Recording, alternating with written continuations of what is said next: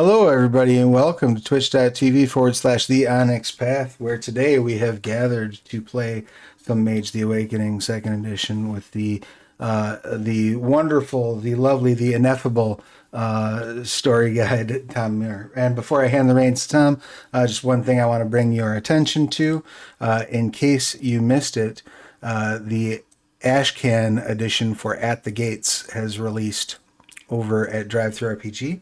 At the Gates is the next portion in the Earthbane cycle. The Earthbane cycle is our, sort of story path ultra fantasy universe, as it were. So it takes place within the same overarching umbrella as the world below. But where the world below is kind of like a dark fantasy, subterranean survival horror / fantasy game with community building elements. At the Gates is much more of like a high action, high fantasy, JRPG inspired setting, which I'm super excited about. And there will be some actual plays coming up with that on the channel soon. But I've thrown the link in the chat for At the Gates. If you've not yet done so, please pick up the At the Gates ashcan. Now, and again, if you're not familiar with what an ashcan is, it is basically like a truncated version of the system. So kind of like you would get with a jump start. A list of characters with the rules you need for them, and then a short scenario. So head over, pick that up. It's in PDF at Drive Through RPG right now. And now that the bills are paid, I will shut my face hole and hand the reins over to Tom. Tom, the floor is yours. Thank you very much. If I can guess from the quality that we got with the Earth, the world below, Ashcan, I think this At the Gates Ashcan will be brilliant. So, yeah, I saw it. I have to get it and probably read it, but there's other stuff that I need to prepare right now. But this isn't stopping any of you from getting into some epic boss fights, because for some reason I read a Discord conversation about the game, and somewhere in between there was like epic boss fights being mentioned, and that's what stick to my brain for At the Gates. Well, it's got the good, one of the things, and Danielle Lauzon is the developer of that book, and one of the things that I know was very important to Danielle was to get that sort of feeling that you get, like you're fighting Sephiroth and you're like, oh, I beat Sephiroth. Oh, fuck, no, I didn't. No, and there's another form of Sephiroth. Oh shit, there's another Sephiroth. Like how many forms does this boss have? So like you want to be able to, have that kind of experience at the table. Until you scream and cry and kill it with a tear running down your face. Exactly. That's how many forms. Yes. But then you win and you get to do the happy dance. Yay. The victory happy dance. So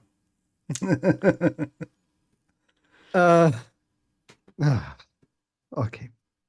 First rule for today, not read chat. Okay.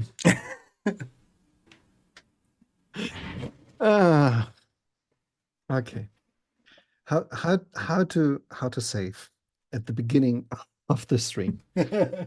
Thanks, Josie. You were expressing my feelings in a visual way, so that's yeah. Actually, we aren't at the gates. Well, not necessarily anymore, because we are in a very, very different place, and we are actually somewhere in the Middle Eastern European mountains. The location is very hard to define. Even outside sources aren't able to tell our characters where they are right now. And this is just one of the many questions that are encountering our wonderful players today who are now complete. Yay! Complete players. And since we are the full band now, we can start with introductions. And I think because you went last time, we will start with Josie. Hello, Josie. Tell us who you are and who you are going to play tonight. Hi, I'm Josie Tatham, and I am going to play Eleanor, a poor little server goblin that got thrown into all of this and doesn't like it one bit. And can y'all please stop making shit worse? And can y'all please calm down and stop yelling? Please? Please? Everything will be all right. You've got a plan now, and at least one of you took decidedly action in the very last minute of last stream, and that one is Ipsy. Hello, Ipsy. Who are you? Who are you gonna play tonight? How existential. Who is Ipsy? Why is Ipsy? Where is Ipsy? What is Ipsy? I don't know. I really couldn't tell you. I will be playing Judith Lee, a woman whose black and white world is starting to bleed severely into many, many colors. Her hobbies include knitting and lying to her boss slash ex-girlfriend. And as we are discovering, she has a complicated past with some of the other people here. Indeed. And we're not, nobody's really happy about that revelation, to be entirely honest. And it was probably best left unsaid, but we have to do what we have to do. In fairness, I think it still is unsaid. That's true. It is unsaid. Like, I don't think there's been an actual discussion. No. And we're leaving it there for the moment. That may change tonight. You bravely avoided this. Good on you. We try. Yeah. Yeah. Yeah. There are also more pressing matters. Yeah, no, we're gonna beard the lion, which is, kind of a rude way to refer to your ex-girlfriend, but we'll see how that goes. Yeah. Okay. And I'm gonna mix up the formula again. So who is Travis and who is Travis playing? I'm Travis. My pronouns are he and they, and I write games when I'm not playing or running them on here. I will be playing Nancy Nighthawk. Nancy is a graphics designer who has a bit of an attitude and something of a chip on her shoulder, but is now, due to the events that have taken place, is sort of re-examining her life and her attitude and her approach to things. So she's having a couple of simultaneous crises of faith at the moment, and or of self. So fun times for Nancy. As one should have. And last but not least, the brilliant Ren. Hello, Ren. Who are you? Who you gonna play tonight? Hello, my name is Ren. I'm gonna be playing Dr. Ryan Gilbert, Mage Extraordinaire, and hopefully even more extraordinaire as days goes by, and apparently also a gourmet for souls. And let's see what's gonna happen. Just the most incredible, awesome, and beautiful things gonna happen in a place of the world that you live in. You are stuck in a place where a spell was cast on how to leave this magically sealed castle in the mountains, far off and away from all people who matter. The question was asked how to leave the fastest.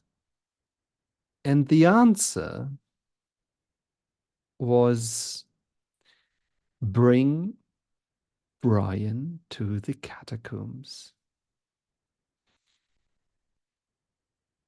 Fun thing about Fate is Fate is very clingy to the exact meaning of words sometimes.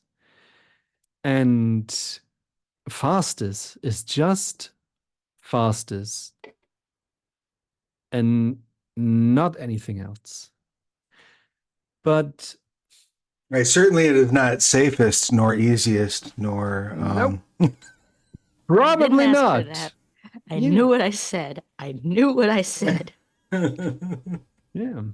So basically, the course of action that is heavily implied by the divine forces is to go into the catacombs, the tunnels beneath this ancient castle. And we know one or two things about these catacombs. We know that they will probably lead to an enormous power source beneath the castle in the heart of the mountain. We know that the magical shield that is preventing the four of you from leaving the perimeter is also kind of shielding against this core. It is like a giant bubble which has a second bubble inside it, encapsulating some of the tunnels and the energy source. The last thing that you experienced in regards of the source is that you felt like a emotional, energetic quake, a detonation that shook basically the souls of all of those who are able to experience such events. And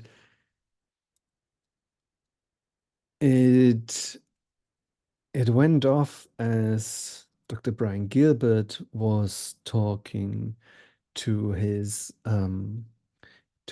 found teacher, who explained a little bit of the cosmology of this world you're living in, and who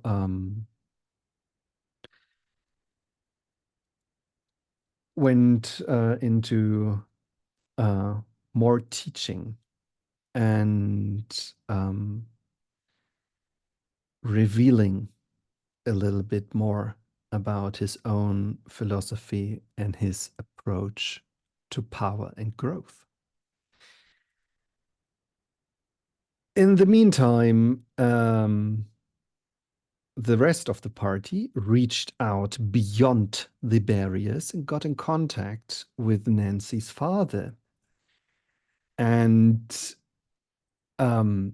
imprinted the idea that Nancy really needs his help into his mind. And then another memory of the moments that Nancy shared, that Judy shared with Nancy's father, got into the mix, and the spell broke. And Nancy got very emotional about this thing, and Ellie tried to comfort her. And well, it ended with Nancy taking 1, 2, 3, 4 or more drinks at the bar, sharing feelings with Sadie, Judy's boss and ex-girlfriend. And one of them was pushing the hangover into the future, and the other one wasn't drinking as much. So this was an interesting conversation that people learned about each other. And then Ellie cured Nancy's spell, which won't backfire at all. Point of order. Ellie cured Nancy's drunkenness. That's right. Did Not the nothing spell about the bit. spell. Yeah. No, The so drunkenness. I just delayed the inevitable as usual. I could flush you out again. I could flush you out again. It's fine. Just rinse and repeat for the next For 48 hours. the rest of the chronicle. Oh crap! Nancy's lit again. All right, hold on. And then, those two were leaving, and Judy was standing next to Sadie and decided to talk, whatever this shall mean.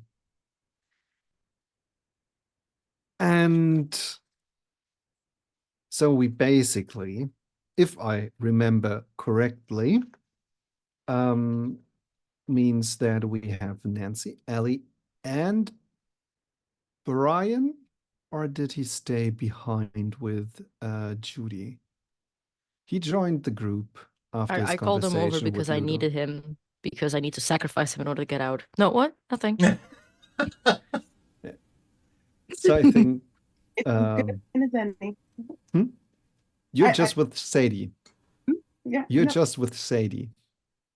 And a crowd of people around you, since you are basically in the main feast hall of the castle, where a lot of tables are standing and people are playing this wonderful new game that everybody is talking about. I think it's called At the Gates or something like this. And they're just going crazy of it and having a good time. And you're sitting there and you're having a time. There is a barkeeper, and she will bring you more drinks.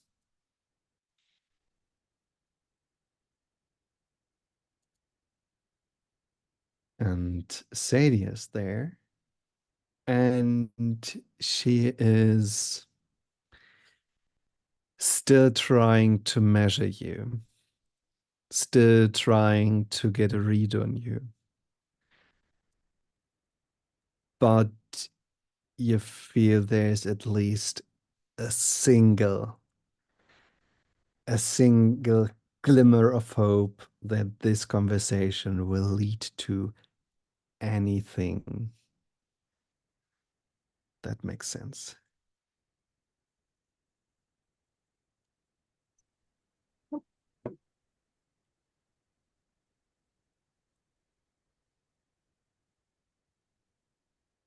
Oh, So, cards on the table. I'm not actually all that intimidating. please imagine me putting up a surprised face. Something's going on here, and I cannot figure out what it is.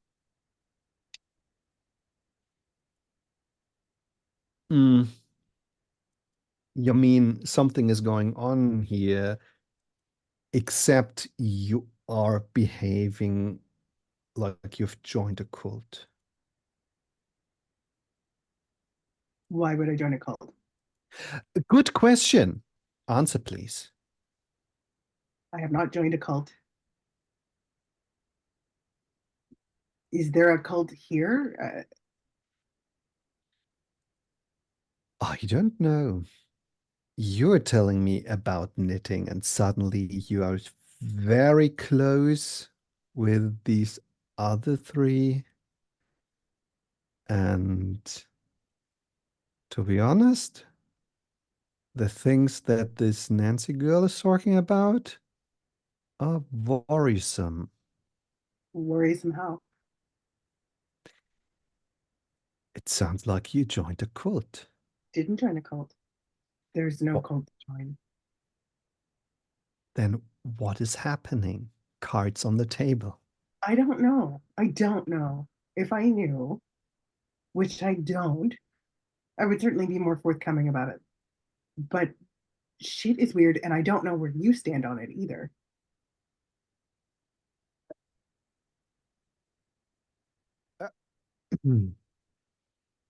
Okay. She visibly works on calming herself down again. Apparently, she wants this conversation to go well. Um,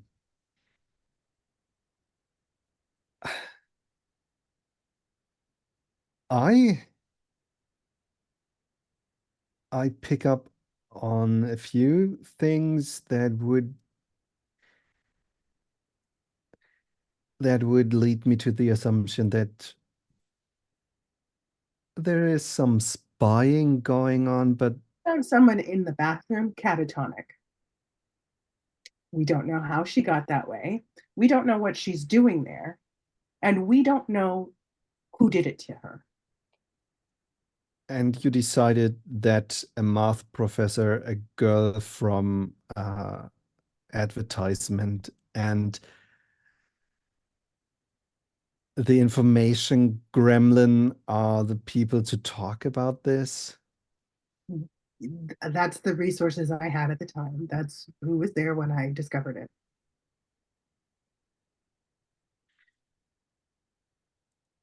And I don't know who here I can trust. I'm taking a chance on you because used to be I could trust you. Yeah. And also you're my boss. So tell me, please, what's the protocol for finding a catatonic bitch in a bathroom? Well, maybe get a paramedic on the site. Okay, where are the paramedics? Do you have cell reception to call a paramedic, or is there on-site medical staff? Because we tried calling and our phones are cut off. We have no way to reach the outside world. Can you? If you can, please, I invite you to handle this. It would take a huge weight off my shoulders. She puts up a frown, gets out her phone, pushes in the numbers for the emergency call, puts the phone to her ear, takes off the phone, checks the display. Okay. Mhm.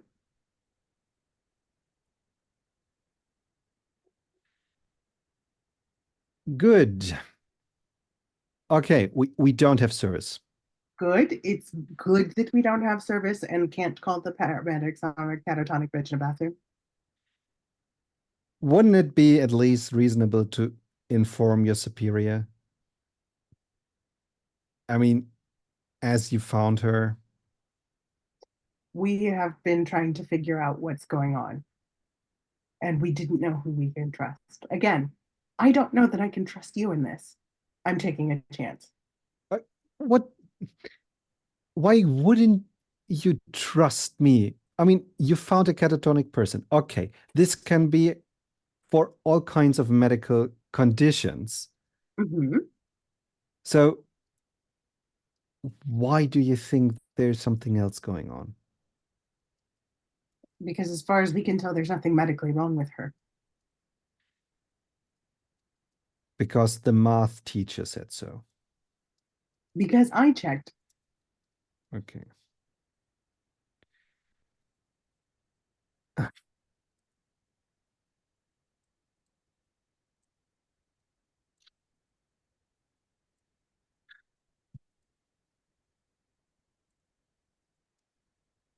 Please don't take this the wrong way. Mm-mm. Go ahead. Go on. By all means. Did you sleep well?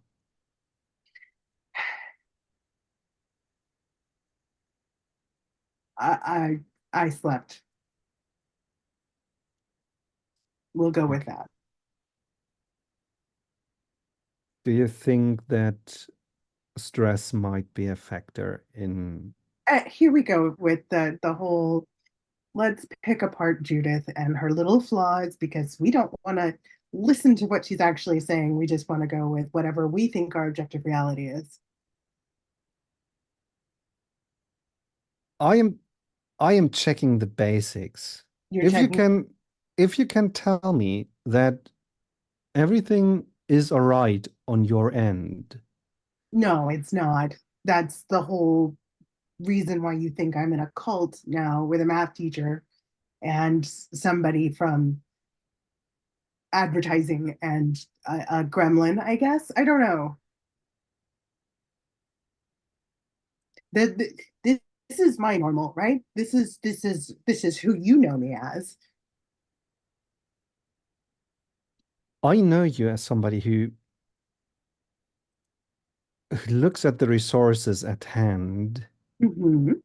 and gets a very good picture of what's going on and then getting to a reasonable result and theory from which one can work. Mm-hmm. I am not used to people talking about knitting and running around headless, looking like they did the worst meth they could find on this planet, and being all over the place. And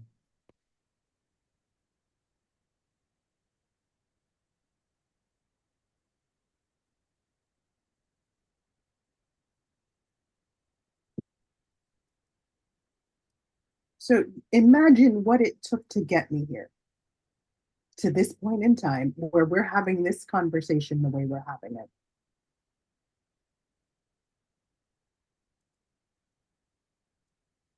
See if you can conceptualize the level of stress I'm under right now.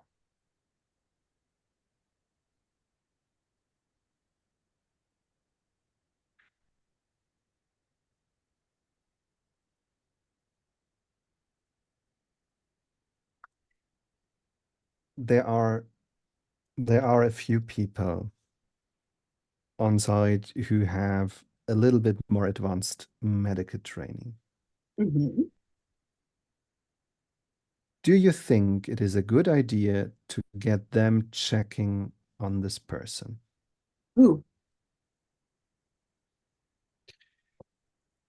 She gets back to her phone and checks one of her contact lists.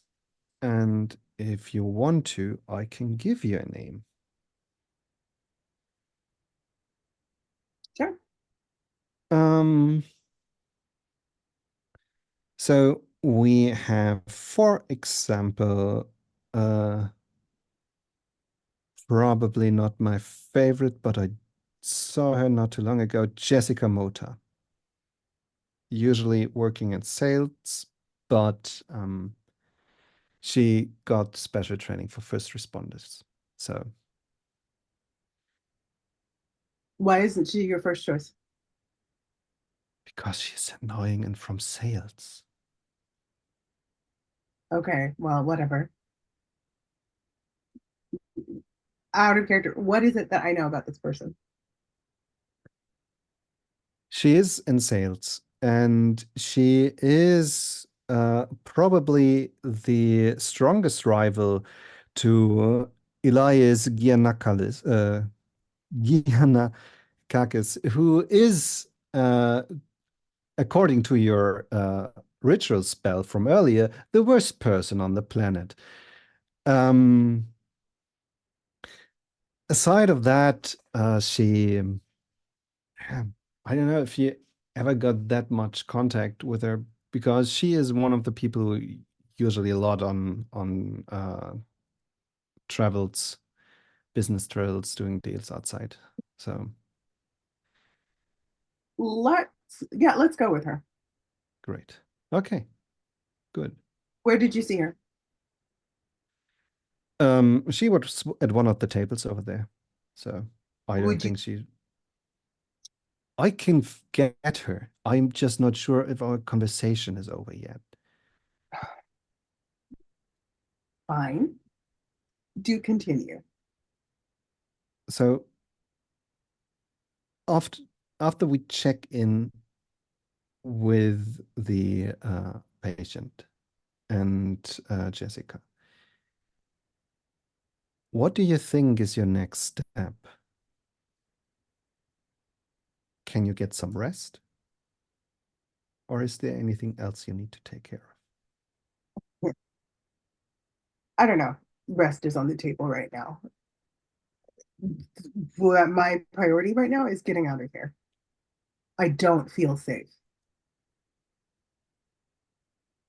Where do you get this impression? Catatonic woman, just scratching the surface of the weirdness that I've hit this week. I don't feel safe here. I want out. Okay. She nods. Good. And I want to take my friends with me. They also don't feel safe. I want to ensure that the people that I know I can trust in this situation are coming with me. Okay. Right now, you are very tentatively included in that group. Okay.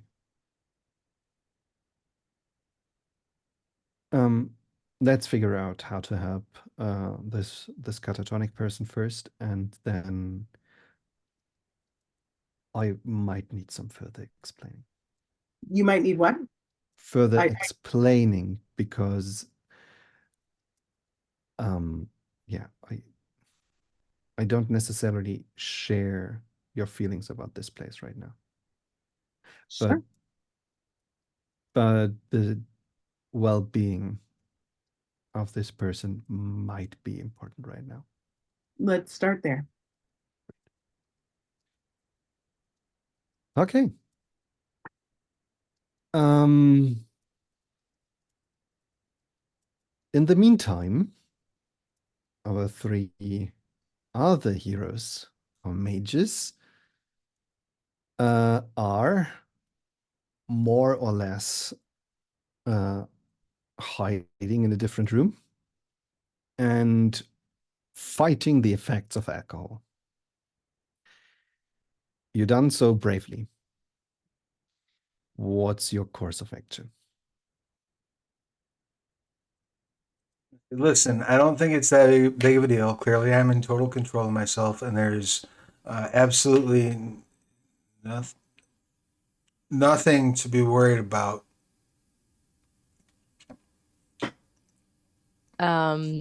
Ellie's face is like the emoji, but with the horizontal line for a mouth. Just So what's the plan? well, I now found a doctor, and apparently, according to my, you okay? Yeah, I'm great. I want a cigarette. Guess I'll flush you out a second time after I'm done here. So apparently, according to my little fate humbo jumbo that I did, the fastest way out of here is bringing the doctor to the catacombs. Cool. My dad is supposed to pick me up. Are we in like a private room?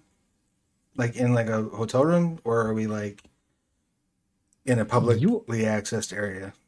You are in a publicly accessible area, Okay. but there's right now nobody around you because apparently people were bright enough to not cast in front of sleepers all the time. Well, in that case, I'm gonna just light a cigarette. God dang it. I, okay, yeah, no, that's it. That's it. I try to like flick it out of your hands and say outside.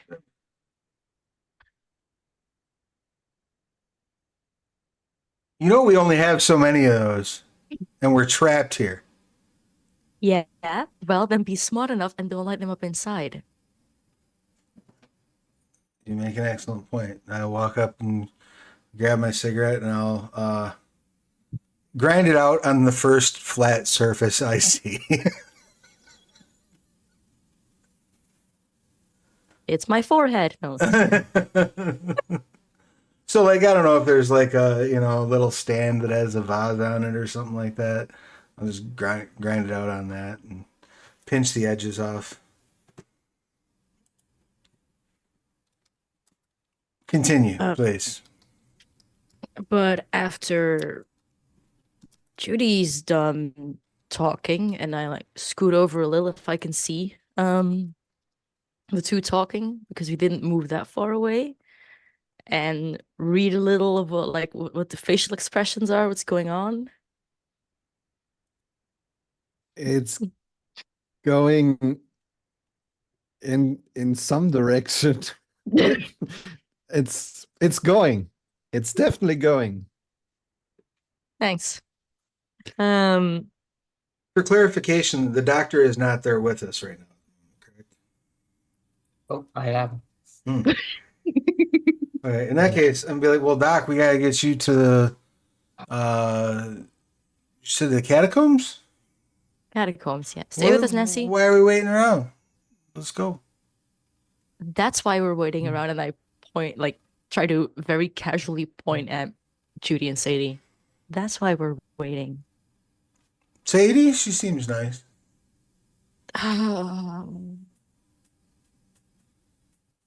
Nancy, Yeah. I slap your cheeks a little bit. Nancy, I slap your cheeks back and then like pinch one.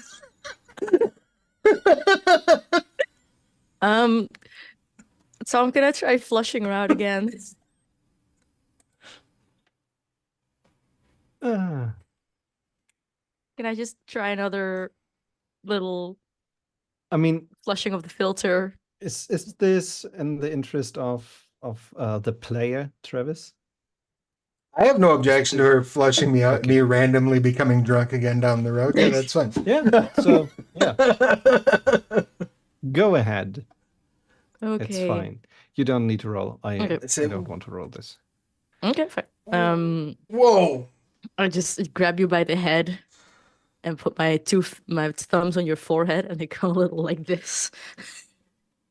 Feels so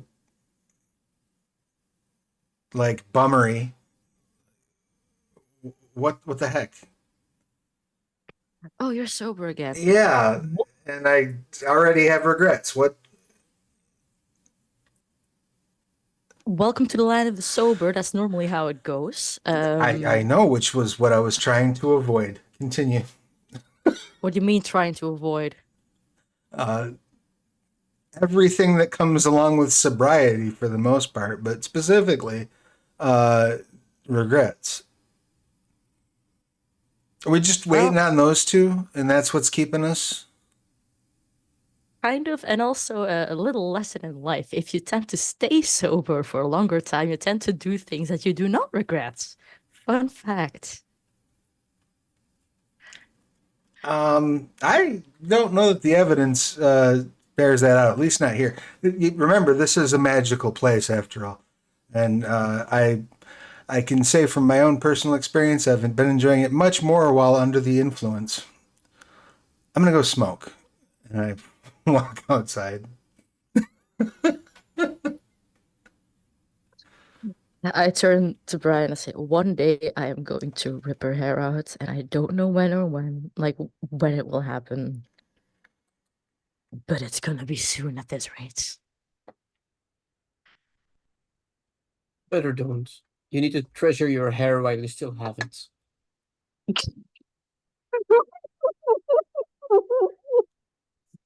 Like Ellie rubbing tries his to balding not spots. Ellie tries to not laugh out of respect, but failing horribly.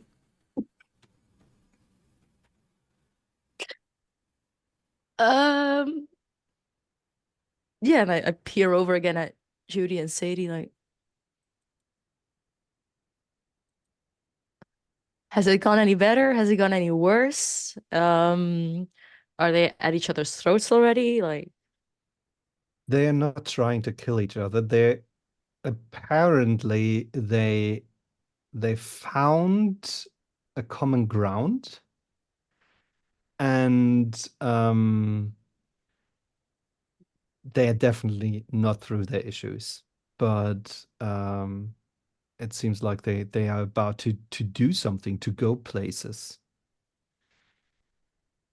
well, if they're like standing up and ready to go a place, I'm just gonna Judy.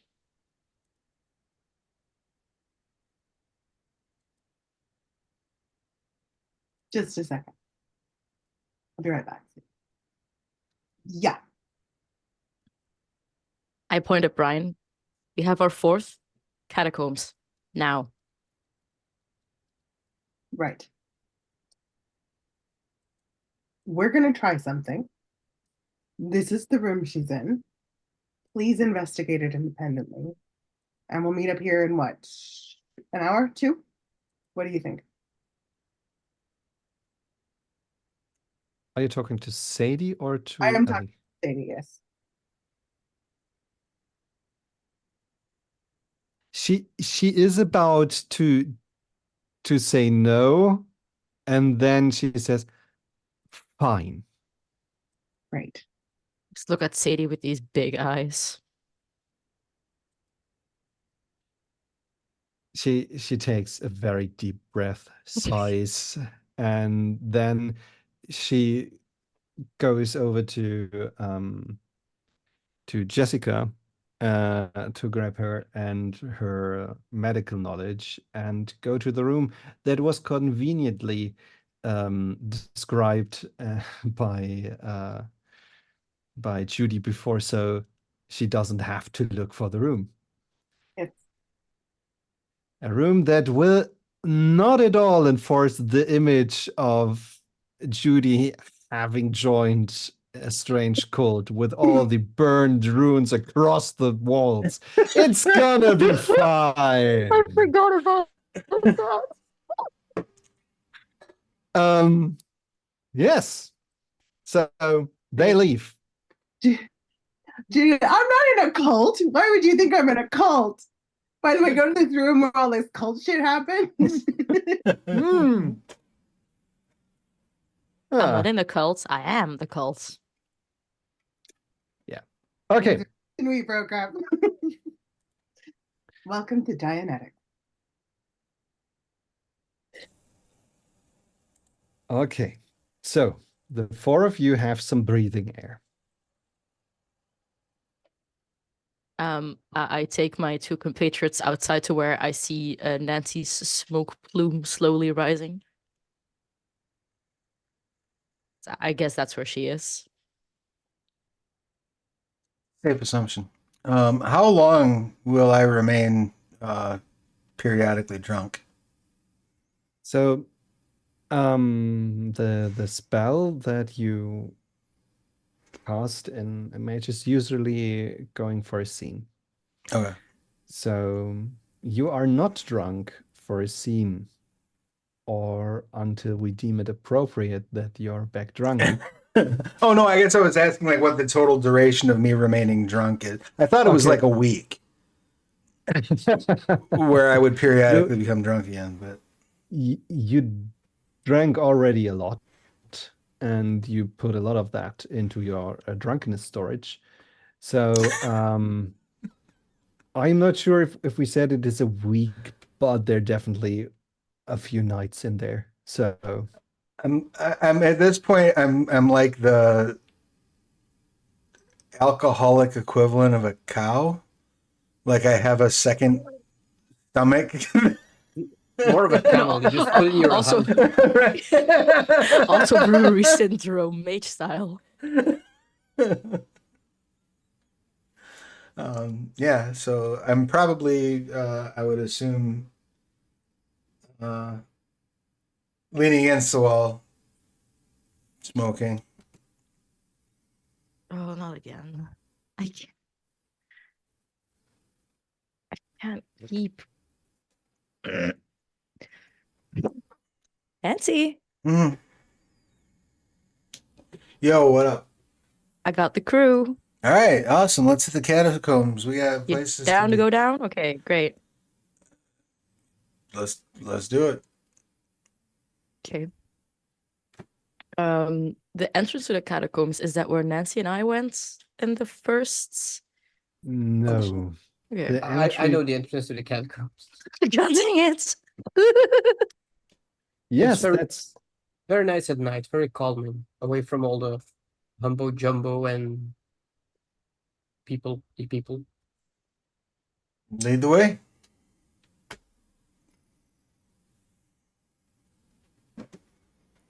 And I It guide is. our merry band. It is the restricted area, or located within the restricted area. You have to walk across the big courtyard and get through several of the gates passing by the clock tower. And then you can see it on the south side, gently resting against the mountain. A few buildings that are still in their ruined state haven't been rebuilt, and there is a line of orange and white tape preventing anyone from entering the area unless you just gently pull it up and just go above or beneath the tape and enter the place. I have a question about the way magic works in Awakening. Mm-hmm.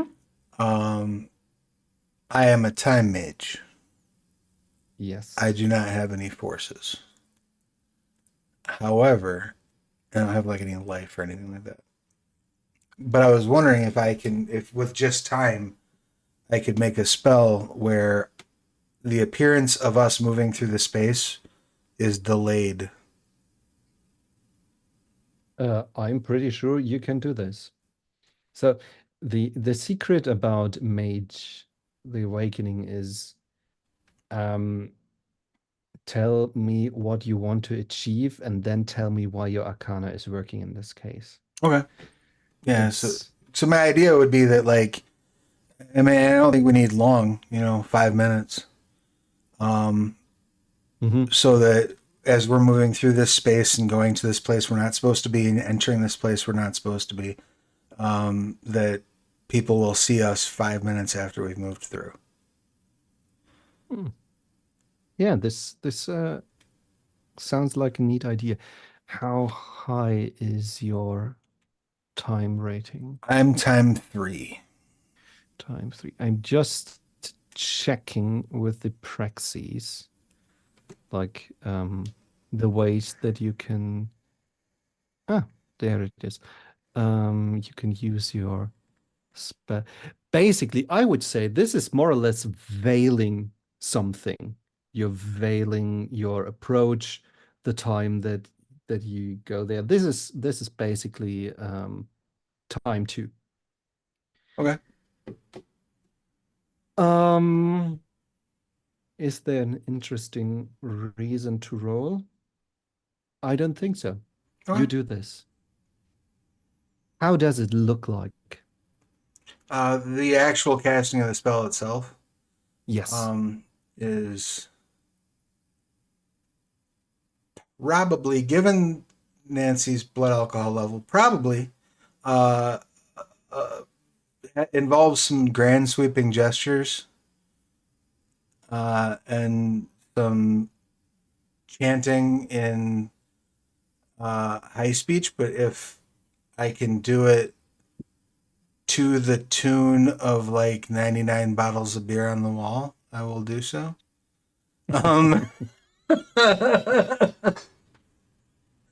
And then just kind of like, I think, again, given Nancy's reaction to substances, it will probably involve booping the snoot of the various companions that I am trying to hide. And then when it's all said and done, I'll explain that everybody else will see us late. So we can move through relatively unhindered. Mm-hmm. And veiled in such a way, you make your way to the restricted area. Brian.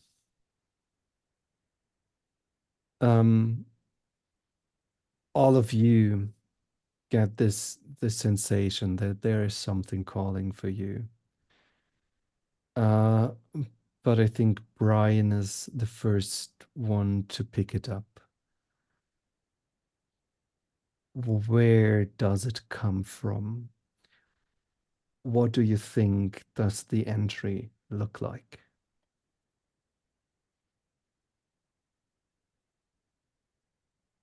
I know, but as soon as it's calling for me, I'm just gonna follow it. Because I know each time if somebody called for me, it worked out great. And a small hunger starts growing inside of me. Mm.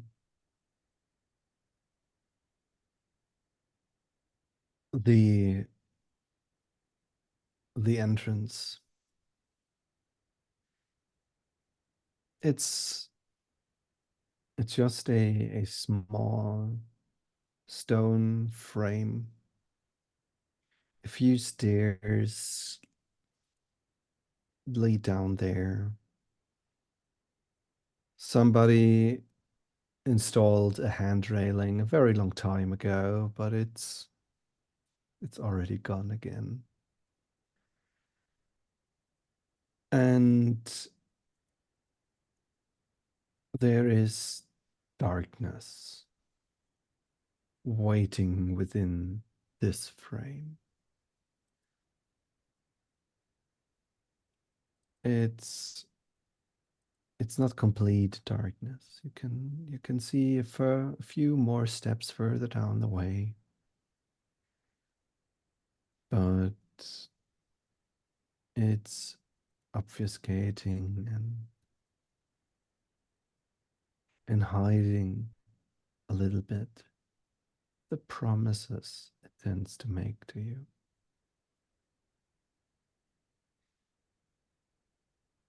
Just like last time when I entered the dark, I'm just gonna squint my eyes a bit, knowing that I can see, and use my forces to give myself dark vision. Mm-hmm.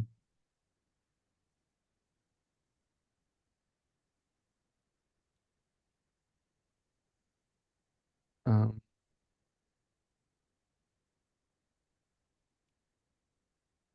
this is actually an interesting moment to roll for a spell.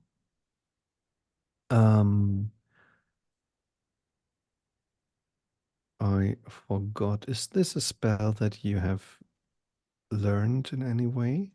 It is. It is forces 1. Where's this one? Okay. Um. Night vision. Okay.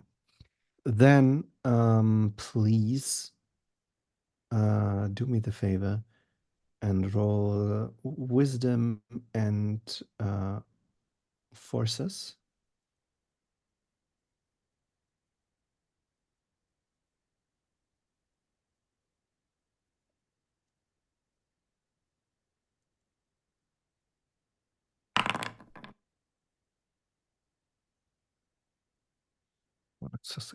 Okay, great.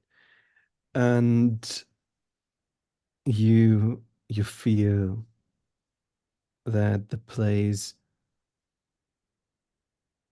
isn't happy to share its secrets with you right now.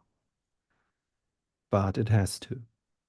You pierce through the darkness and you see the stairs that are getting more steeper.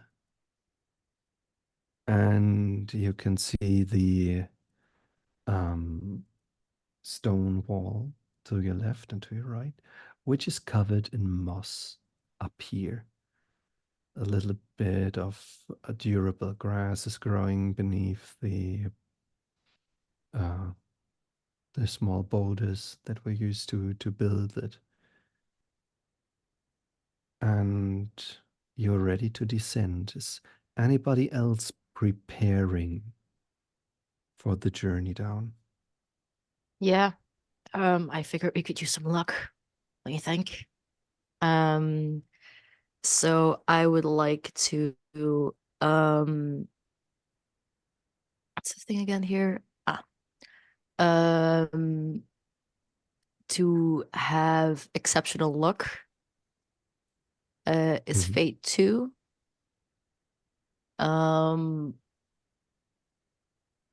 That means I could withstand the hex if that's relevant.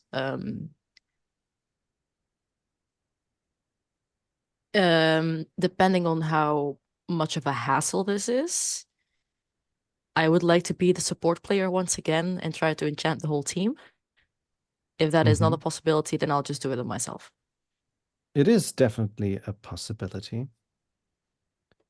Let me draw up character sheet. And this is Fate 2, right?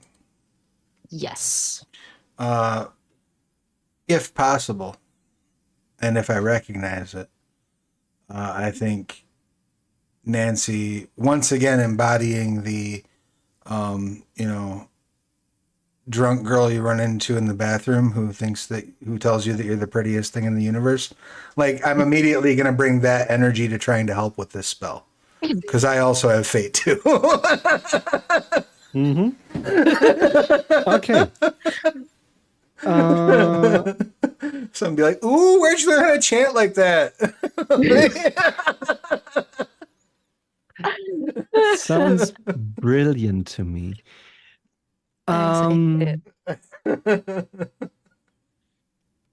What was the spell again?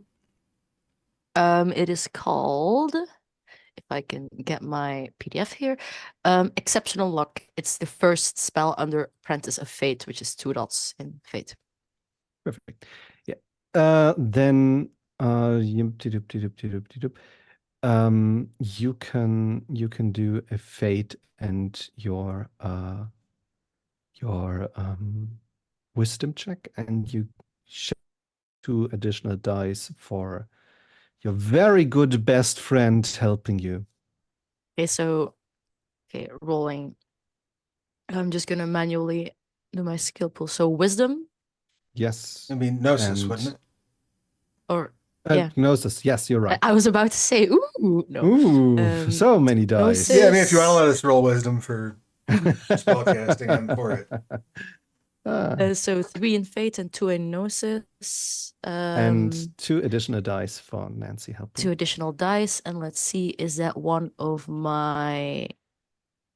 No, it is not. Execute.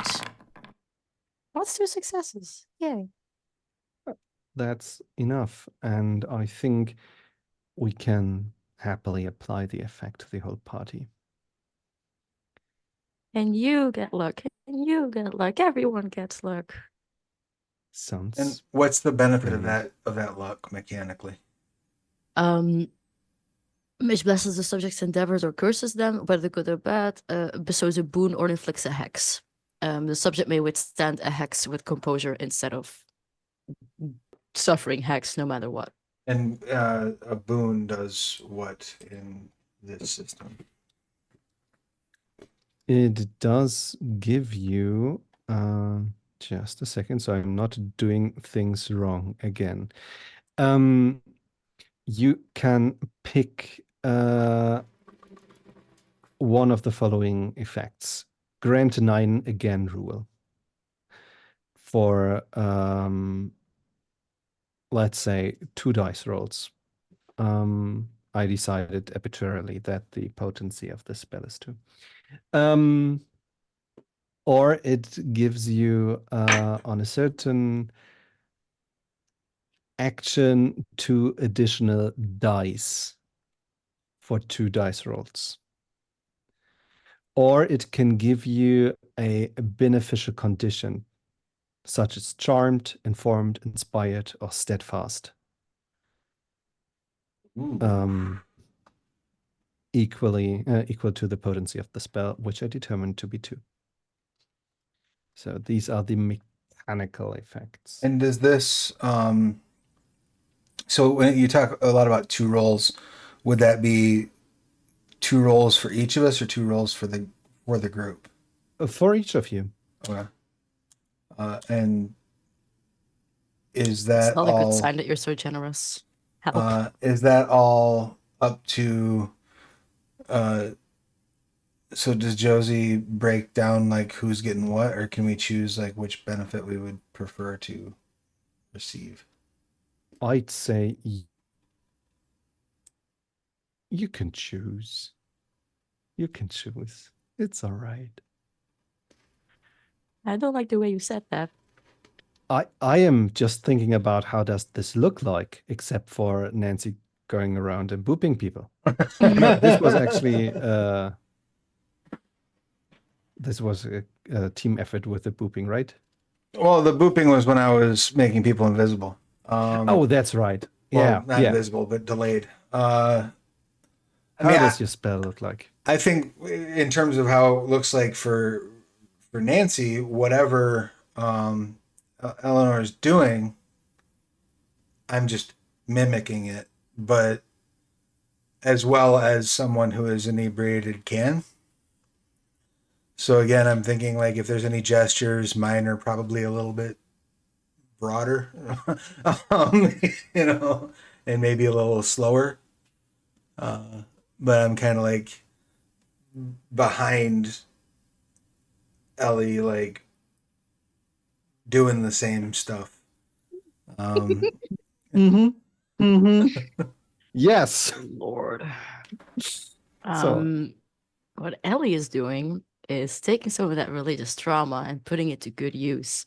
Back when she was living very Christian, every time before going to sleep, her mom would go and mumble something in Latin that correlates to may the Lord guard you and protect you. And I put the little cross on the forehead with a thumb. So something along the lines of that. But I don't know high speech, so I'm just saying shit. And then like good luck, buckaroo. As I go on people's foreheads, putting my thumb on it. I think "Good luck, Buckaroo" is the best chant you could possibly have. yes. So one final condition is I'm trying to squeeze the most out of this as possible, or one final question, I guess I should say. When you said you have a condition at the value, right? Would that mean that I get that condition twice? So about 2 things, or would it be? Okay, what condition are you thinking about? So I was thinking about being inspired. Inspired. If I get to apply it twice, I would like to apply it to I'm inspired to explore this cave network, and I'm inspired to get the absolute hell out of the resort.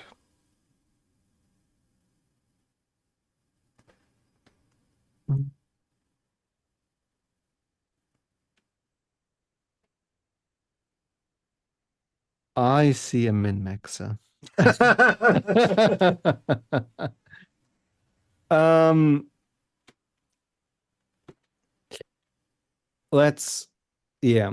I think since we are very slow on regenerating willpower, I will allow this. Or- And I will suggest to the group as a whole to all be inspired. Inspired. Because it will allow you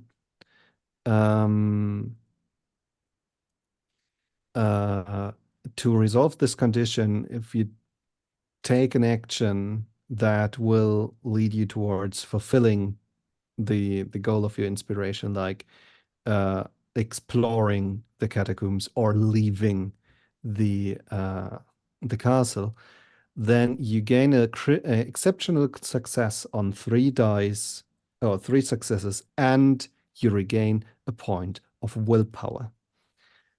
That's actually the far more interesting thing about this condition, in my eyes. Yeah, for sure. And I'm gonna just. So, are you suggesting we all take it once for Exploring and once for leaving? Probably, yes. If I could see somebody being inspired to do something else, but I'd recommend to all pick the same. Cool. Thank you. Giving You're people inspiration. welcome. Wait, wrong game.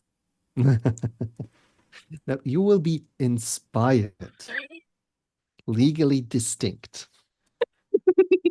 This would be a whole lot easier if we could spend inspiration. Just saying.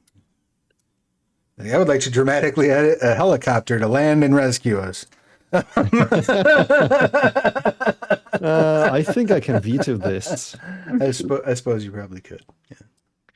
Yeah. Okay. All the fun preparation is done.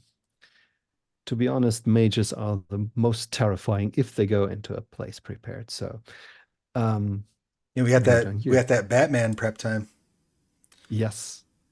This reminds me, for some reason, my music stopped. I could min-max and give everyone like 5 other blessings, but what about no? What about continuing the story instead?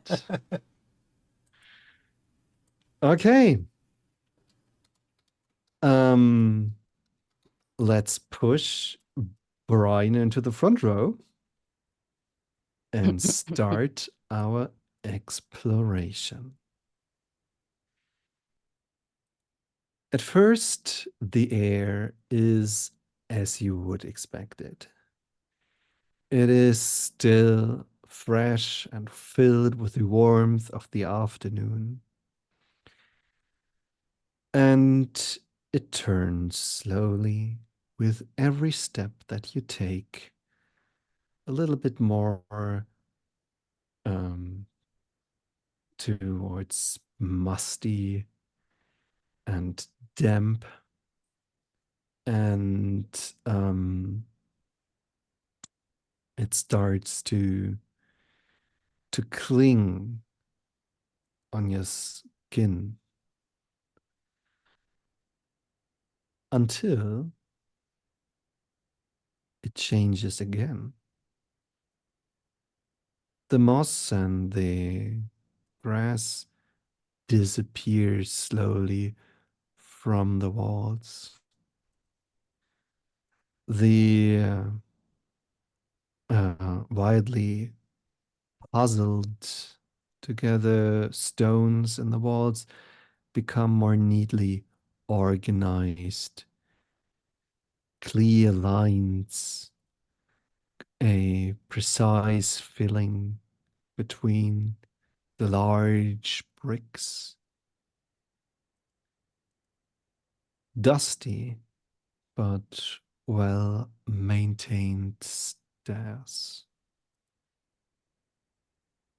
The air gets dry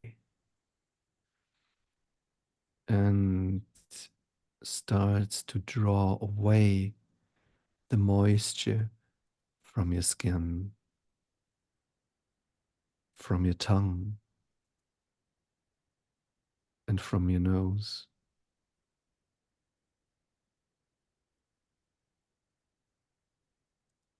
You feel that you are entering a new place. One of you can see clearly. The other three have to rely on their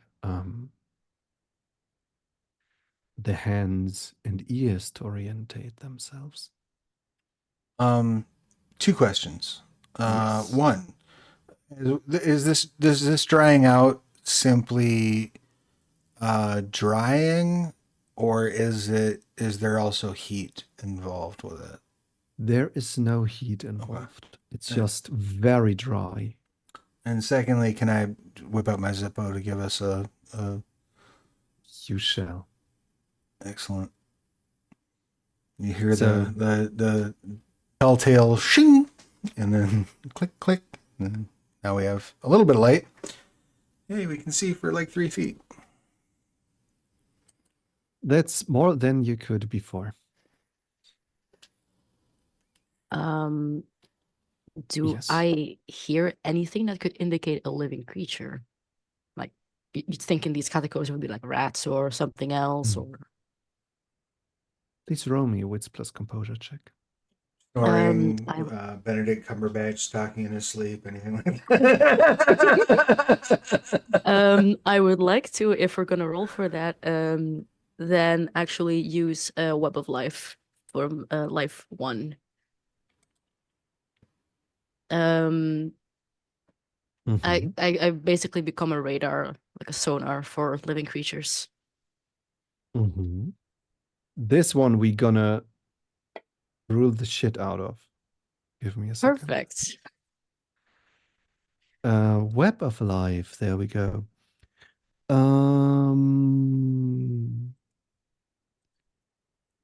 Okay.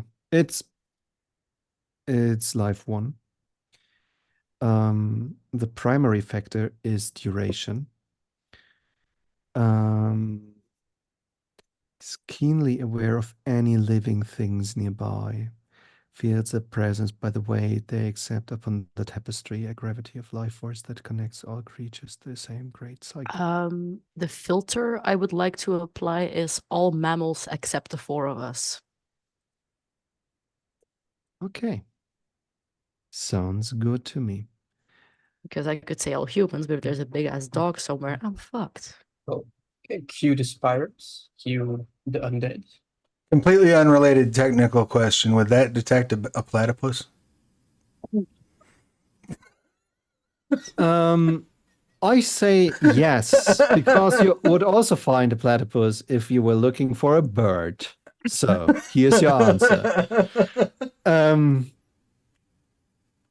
Sometimes being GM is very, very fun.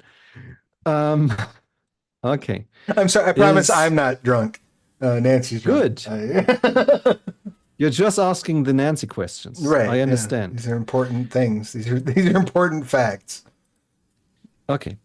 So let's prep a magic spell. Improved spell, Arcanum, life, Life. primary factor, duration. Dip, jumping across a lot of things. Your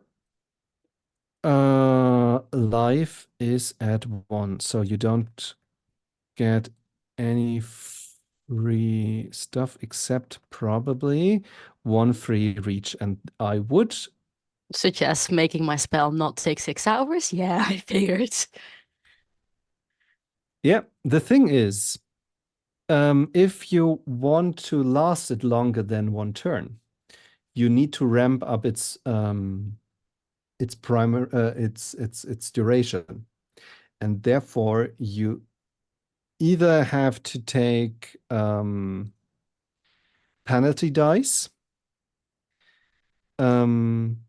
for taking more turns, or putting in another reach by going into advance, and that would get you into paradox territory. I just wanted to last one turn so I can get like a quick sonar sweep. Okay. Oh, okay. Yeah, then you don't need to do any Big of this. brain. Big brain move. Awesome. Okay. And Nancy would offer to help, but absolutely just doesn't have any life. I start my spell. I see Nancy do something, and I just like to the forehead, like it's okay. Right? Like pondering and then shakes her head and Go ponder a different orb. Do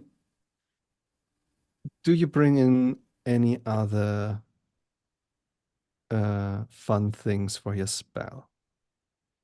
Mm, Like talking. No, wait. I don't have high was speech. educated on spellcasting on the YouTube comments, and apparently you need the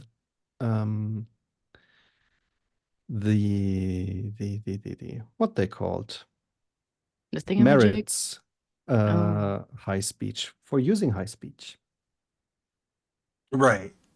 Yes. That is accurate.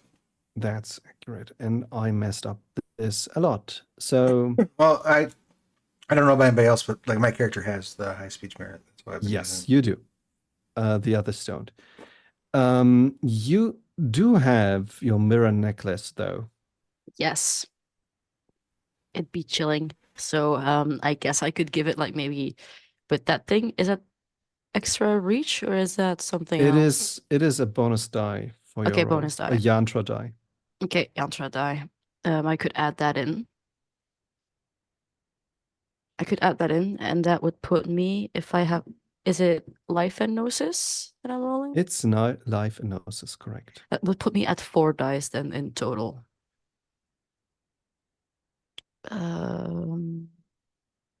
Just gonna do this fire skill check because the magic thing is absolutely horrendous. Yeet. That's 1 success, baby. And Let's go. that's all we needed. Ping, Okay. ping, ping. How does it look like as you cast the spell?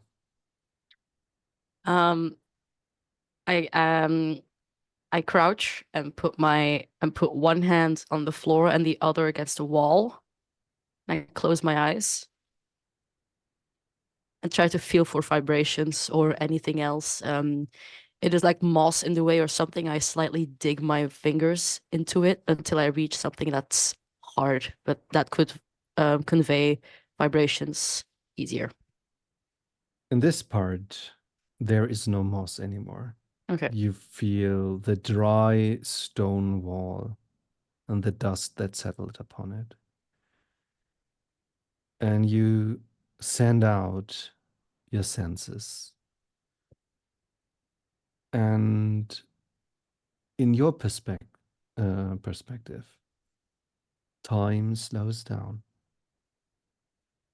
as if you were in a completely dark room. And it's like you're sitting in a seat, and all around you is a stage. You can't see it, but you know it's there. And you can hear them drawing in breath and start singing their own personal melodies, joining the concert of life. Some of these voices are very faint, very brittle. They don't sing great arias. They sing very small melodies. And there are others who were stronger before, but now they're so short of breath. You feel 4 of them. They are on the center stage, not too far away from you.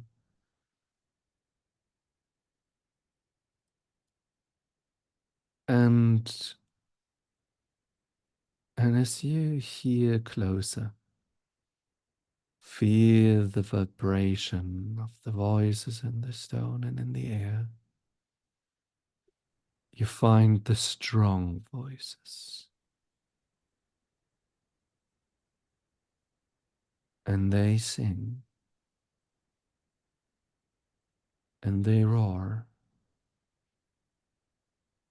Like two choirs trying to drown each other out.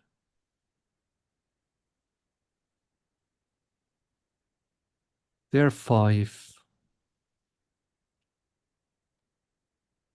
And further down are 7.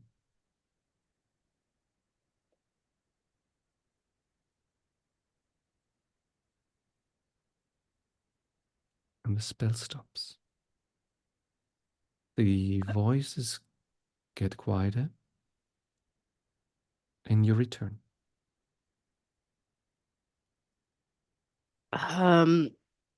I relay the information that I got to my party members or teammates, as in I hear things around us, and some sound just not very much of a concern. Others sound like they would have been a concern some time ago, not anymore.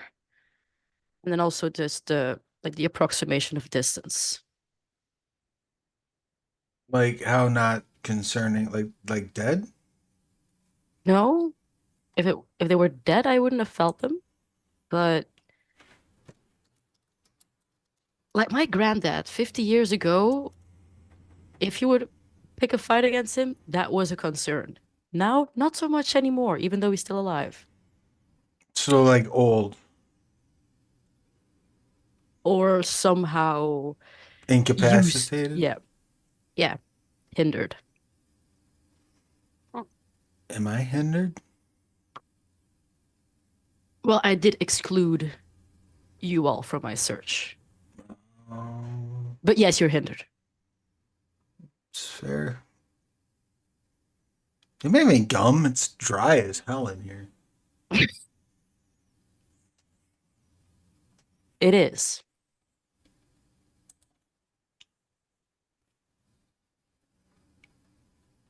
I guess we continue. Gum. All right.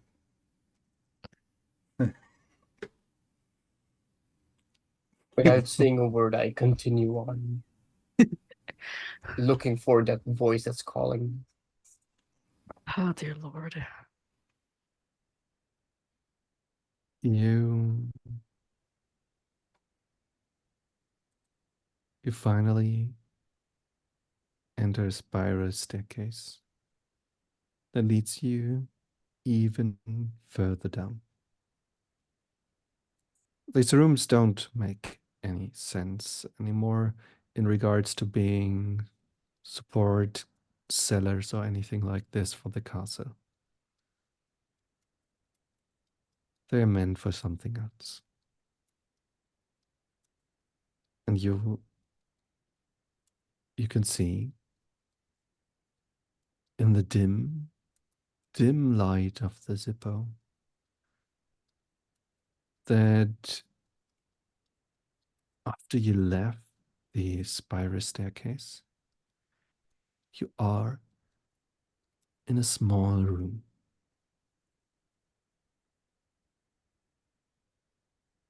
Brian notices there are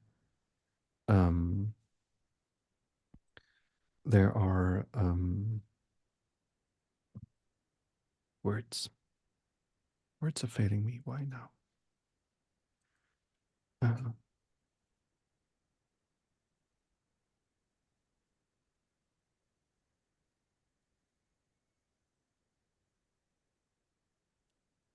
Um, there are holders on the wall with torches or lamps. And you realize that in each corner of the room there is a small pile. And it feels, no, wait, there's a smell in the air. Smell of fire and soot and burned flesh. From the distance you have traveled, Ellie, you think you might have reached the 4 faint voices.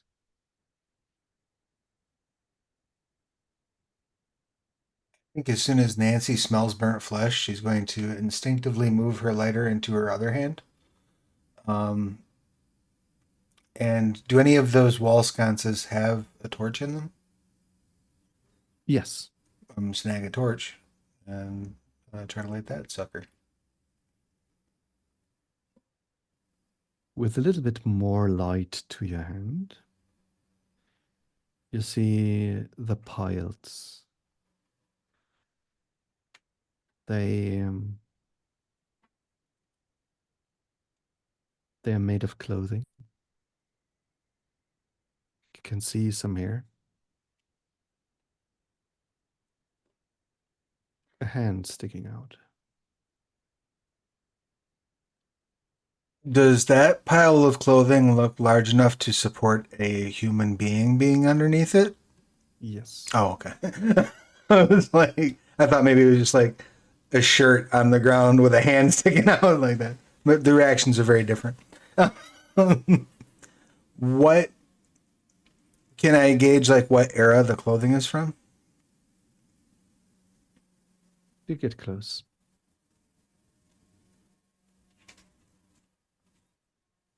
So is it like modern? Is it like? Do you get close? Oh, do I get close? Yeah, I'll probably step up closer to it. Yeah. I don't think Nancy has the sense to keep her distance right now. It appears to be a pair of jeans and shirt. It's very modern. I'll kind of look back at the rest of the group, and if no one immediately tells me don't do that, or signals me to come away or something, I'm going to kick the hand. Not like hard, but like just nudge it with the tip of my steel toe. There comes an aching sound out of the pile. I will run behind Ellie.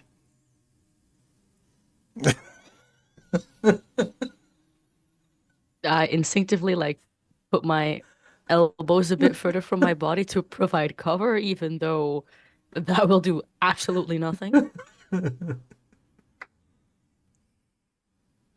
Judy, Brian? I will walk to one of the piles and do I feel like he's a living human being under there, or is it more of a something that would make my hunger grow stronger? I would just like to use my life to determine if it's alive or not.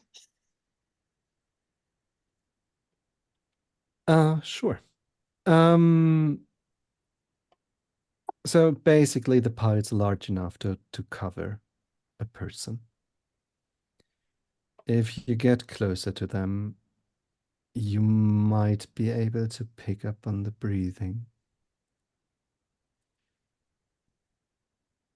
And I think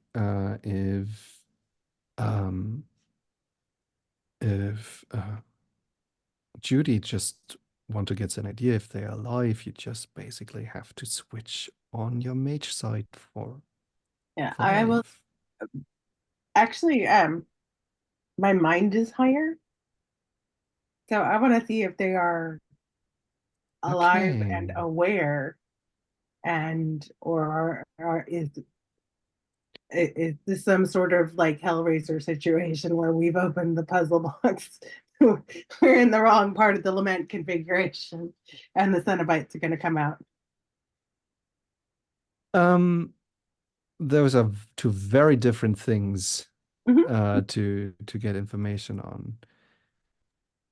No, but we're gonna like find out if the person is alive and aware and Your I, mage side isn't really connected to the number or the level of your arcanum. As right. long as you have an arcanum, you can enter that perspective on the world basically, and you can perceive the workings of this arcanum like life or mind.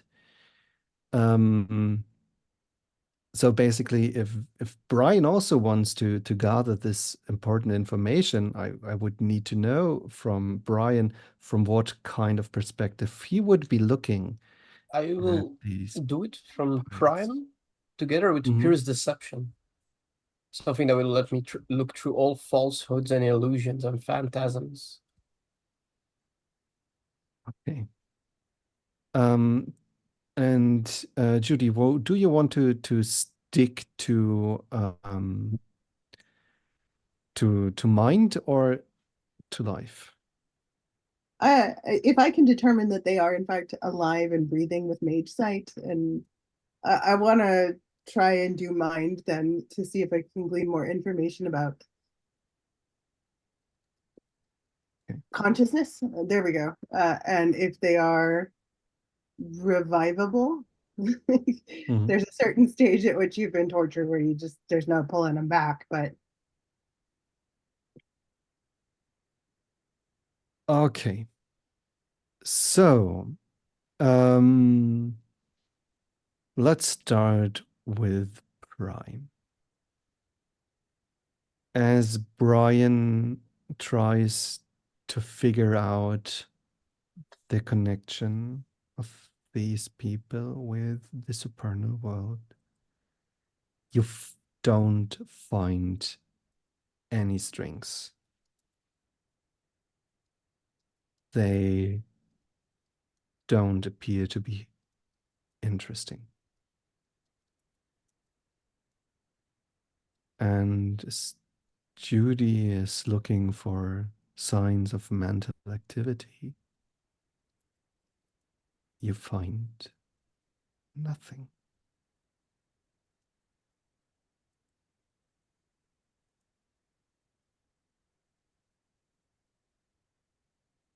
And Um, yes. if we're gonna do the big scanning around, I have more, if possible, information that I would like to um, get. The one body that Nancy like kind of Nudged. nudged. Yeah. Yes. Could I use analyze life on that? I can determine age, sex, species, overall health, and physical dots. Sure, you can. Um, you you quickly work your charm, and you realize this is a living and breathing male human. Um, you realize that the body is completely worn out. exhausted.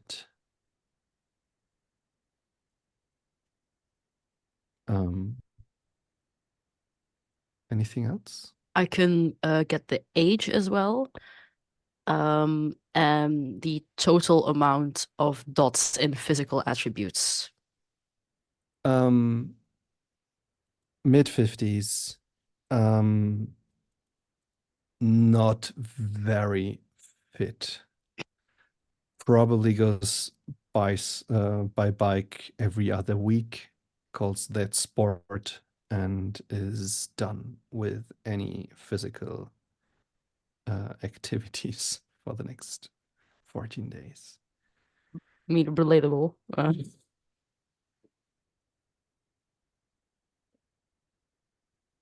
Sedentary lifestyle, how unusual. I take my chances and try to uncover the face. I go, be careful. I look at the doctor and Judy. Like, And what you see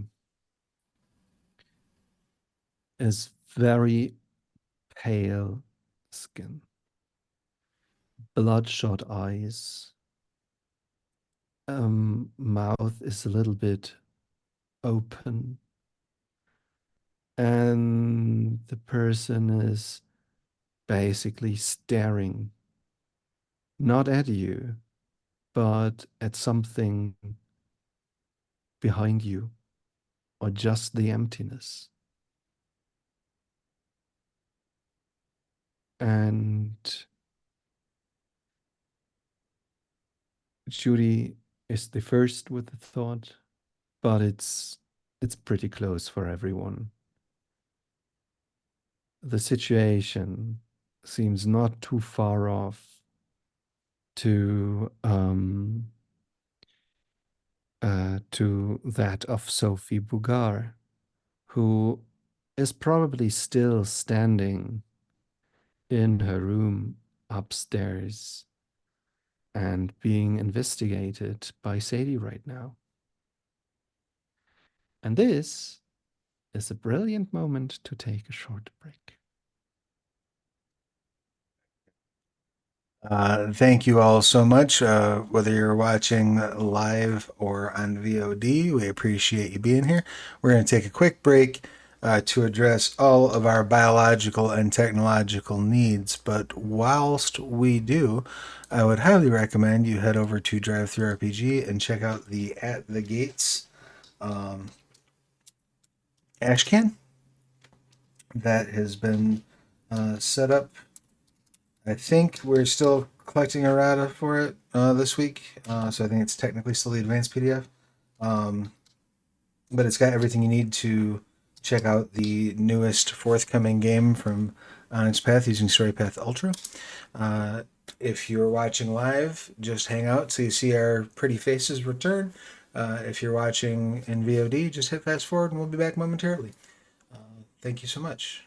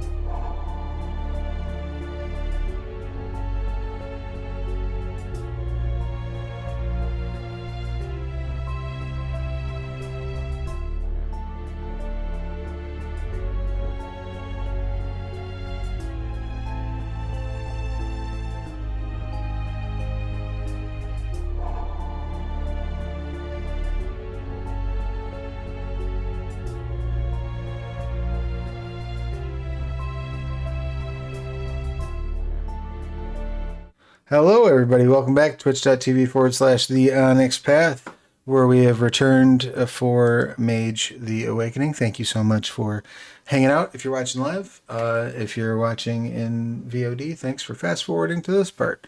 I will hand the reins back over to Tom. Tom, show's yours. You.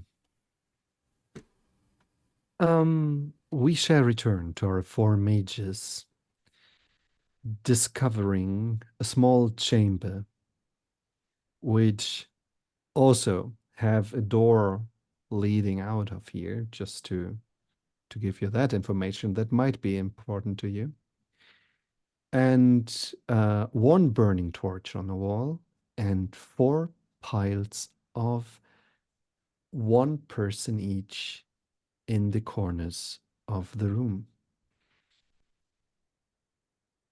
One of these people is right now staring directly through alley, somewhere into the wall behind her, and doesn't show any signs of real consciousness right now.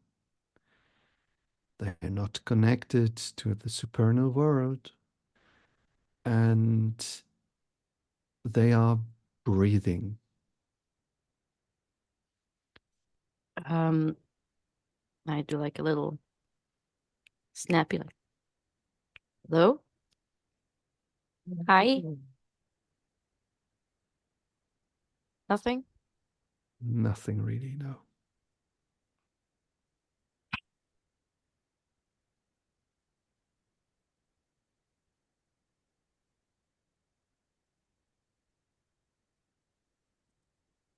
Well, what do we do with this?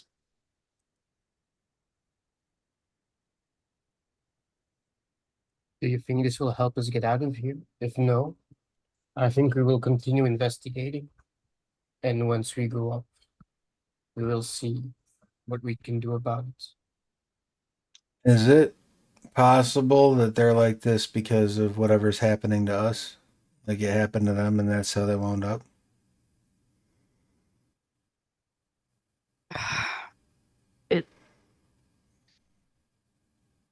I don't know. Hang on, and I like kind of like forcibly hand the torch to Ellie. And I'll sit down next to one of the piles and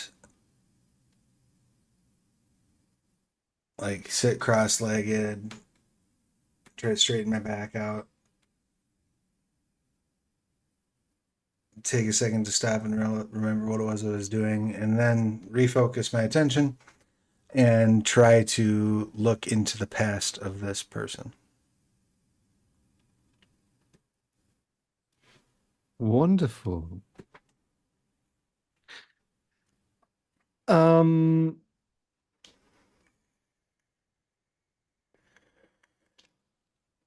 just one quick thing.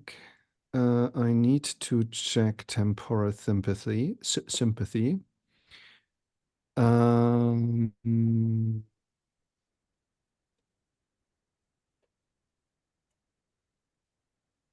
um,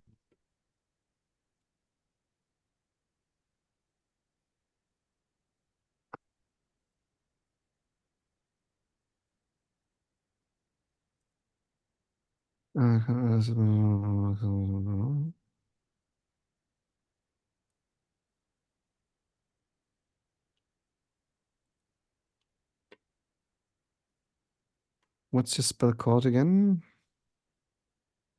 Beautiful question. Cognition. Yes. That's the one.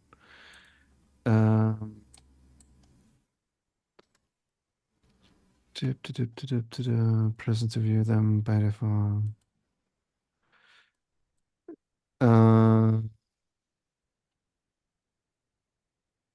Okay. You do have a higher time rating than 1, right? I have time 3. Yeah, so you can go beyond the state that he is in right now. you can cross a elemental point of change.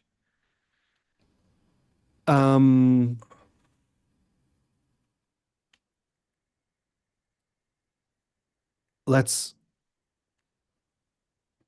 do a simple roll of time and gnosis. All right.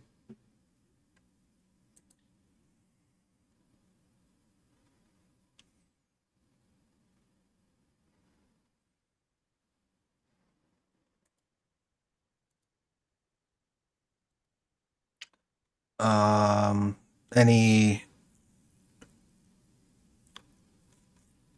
bonus dice of any sort using my medallion or my high speech? Yes, both of them will give you 1 additional dice. Excellent.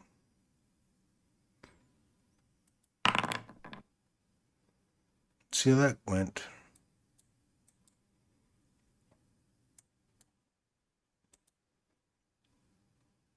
That's 1 success. One success, not too bad. Yeah. Okay. I don't know why I keep rolling as Josie. I don't know how that happens or why it happens. We're just such but good it does. buddies. Yes, Yes. that must be it. Yes. It's all right. You sit down and you can feel wait, somehow the song got very distracting right now. You sit down, clear your mind, focus on the body, on your medallion, and you start to utter high speech. You use commands for seeing and the past, and you weave them together until they become sort of frame to mentally step through. And it's like a movie that you look in reverse. You see the body lying there for some time. And then there are 2 masked people coming from the open door on the other side of the room, walking backwards. And they stop in the center of the room. Each of them raising their hands, pointing towards the person who is now standing. You can see the sheer exhaustion and pain, annoying of the origin.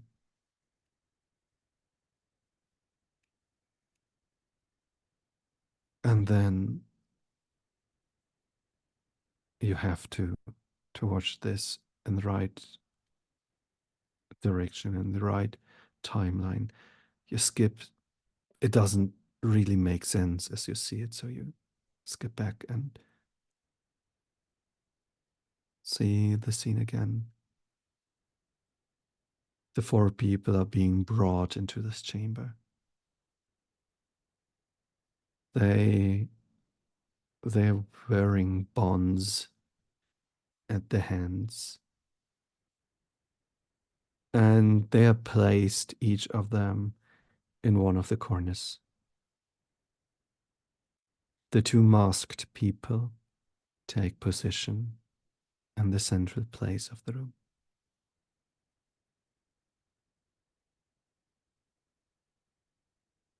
And then they do something. Are you aware of the Death Arcana? That is a beautiful question. I have a dot in death. So you are. You see them using a spell. The masked people, right? Not the The masked people, yes.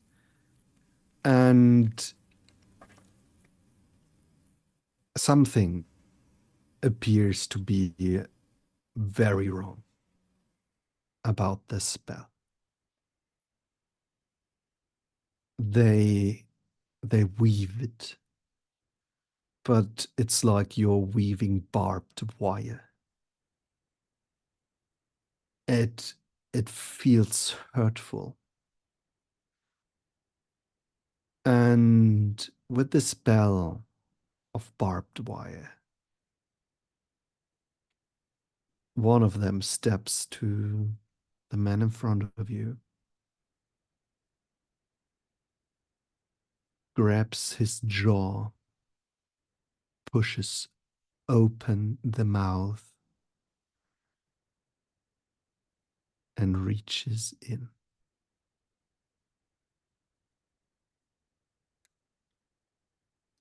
What happens next can't be explained with words.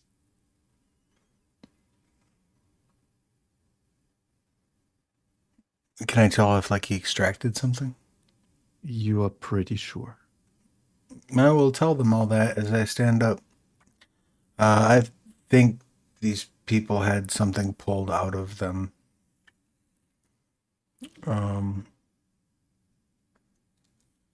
By some nasty folks in masks and robes, right? Was it? Yes. Oh, a cult. Great. They might be. This might be how we wound up stuck here.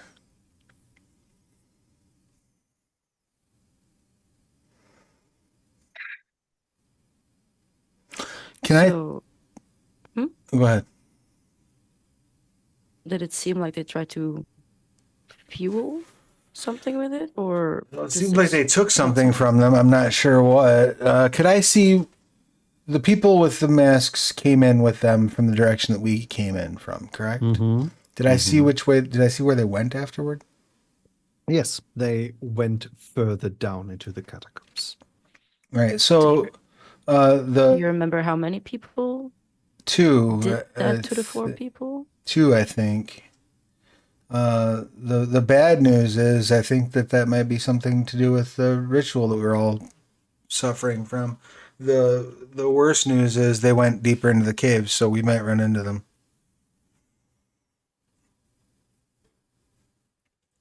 Tom, with my live radar that I did a while ago, Mm-hmm. does this add up? You know there are more people down there. More than two? More than two.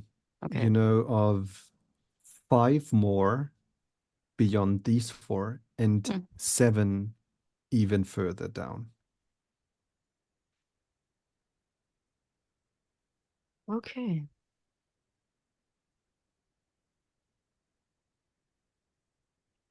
I don't know what we can do for these people. I'll take the torch back. Nothing would be my guess.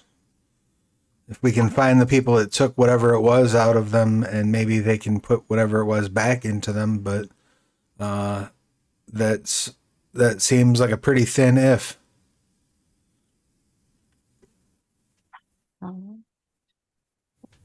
Does this look familiar to the first person we found in the bathroom looking all catatonic?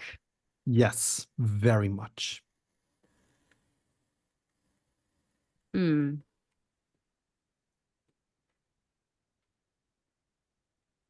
Well,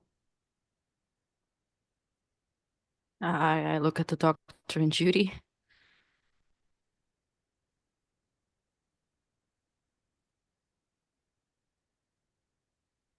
Do we keep going or?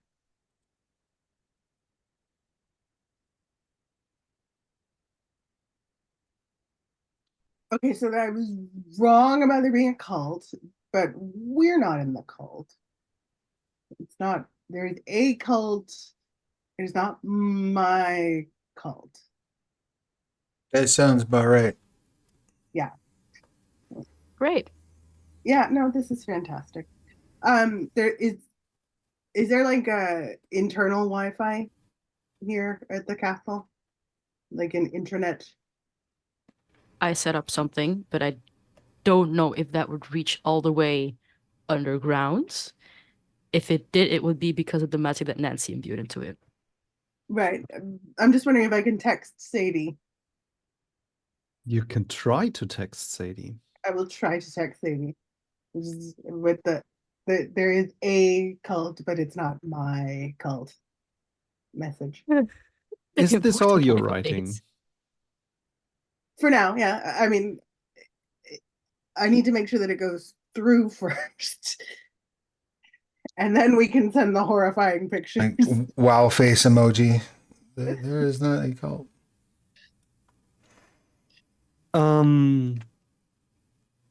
You set up a very sophisticated device which linked all of your phones together.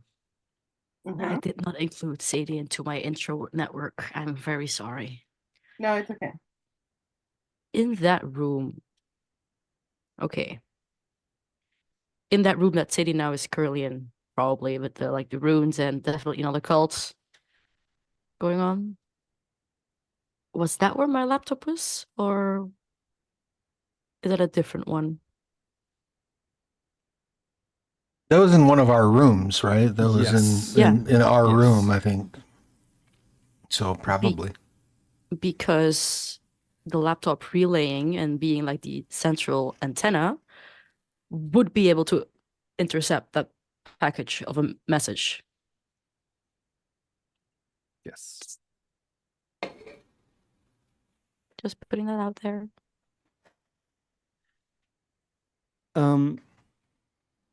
My dice roll says it goes through. I'm gonna make a suggestion that might sound unusual, but I think each one of you should grab one of these torches. And if we see somebody in a mask with a robe on, we should hit them very hard with the torches a lot of times until they are not a problem for us anymore. I agree with this plan. I'm a good planner. I light some torches off of some other torches and hand them around to the group.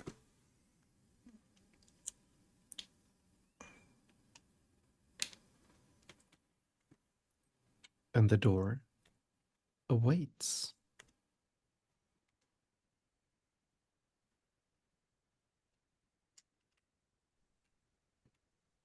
Let's go. So there's a door there. Yes. That you could go through. Is it like, what's it made? Is it like an old castle door? Like, is it like a wooden, like, It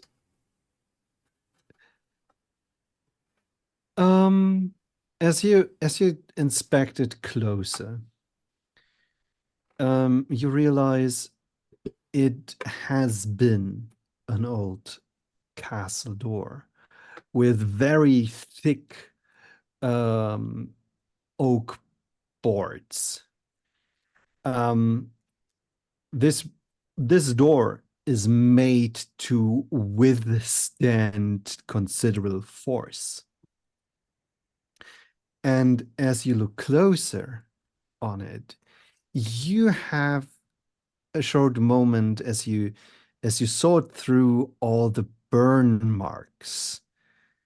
It is singed in several places, but in this singed wood, you can see older marks, inscribed runes that are half eaten away by flame.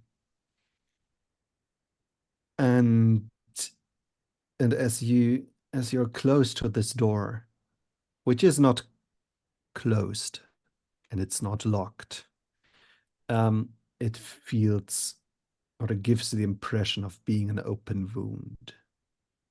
So it's hanging wide open? Or it's just Mid-wide cracked open. open? Okay. Yeah. I'm gonna make a suggestion. This might sound really, really, really not smart, but maybe we should close that door on our way through.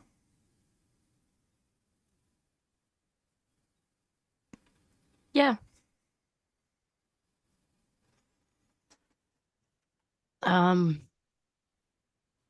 Is the doctor still trying to like go forwards because he like can see things and we can't, but like see less? Or what are you doing, doctor? I don't know. If it sounds like a good idea, I'll follow you. Considering you're the person with night vision.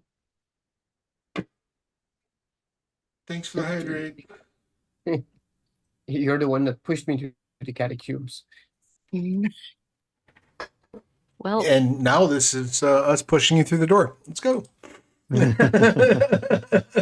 just imagine Nancy and Ellie. It's going like each on one shoulder blade. Damn the youth. Getting me bolder every second. But I will walk through the door. Is it light enough that we can close it once we're through it? You can close it. It gives you the comfort of a purely physical barrier. And you make it shut tight behind you. This short corridor smells of brimstone, and the smell of burned flesh is much, much stronger here. I would like to real quickly check to make sure I can reopen that door. Yeah, you can open it. Close it again. As you reach the arch that is leading to the next place, you see to your left a thick layer of soot on the wall. It's more dense and thick in the middle and gets lighter to the rim. It is roughly of the height of a person.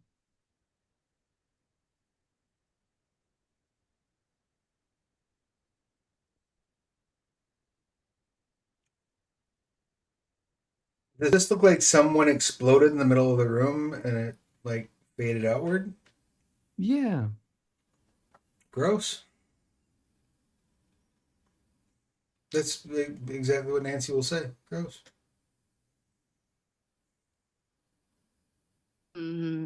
How is the smell?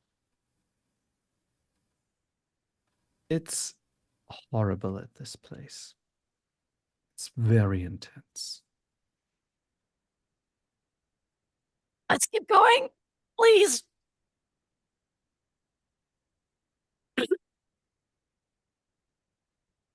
And Brian, as you step through the archway into the much larger room behind it, the following unravels to you. There was a statue in the center of this place, standing on a stone pedestal. There are several alcoves in the walls.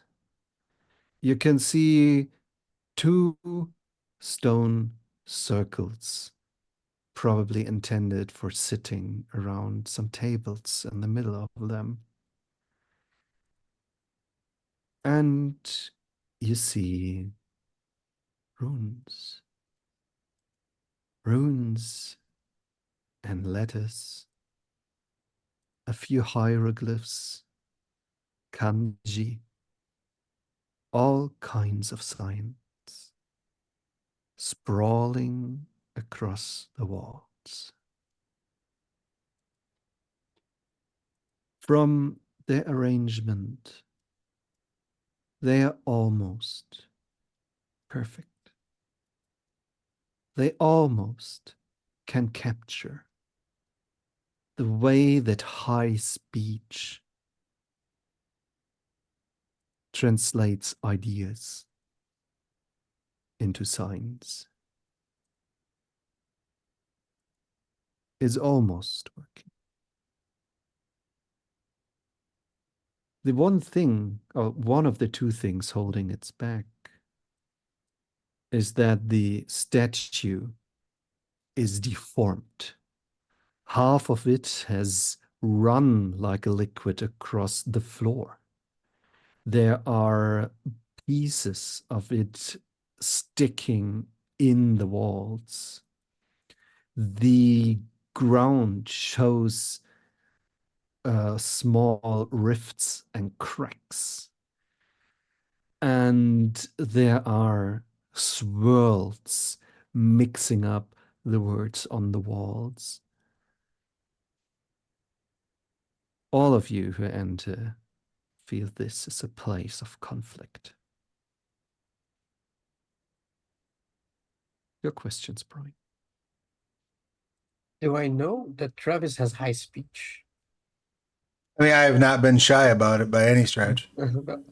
Well, I turn to you like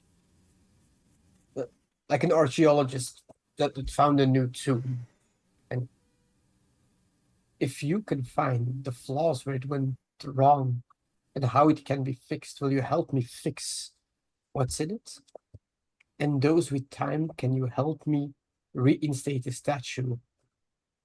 It's almost perfect, yet it is not. We need to fix this. Why? I think we have more pressing matters than this. I think this is our way forward. I feel this is our way forward.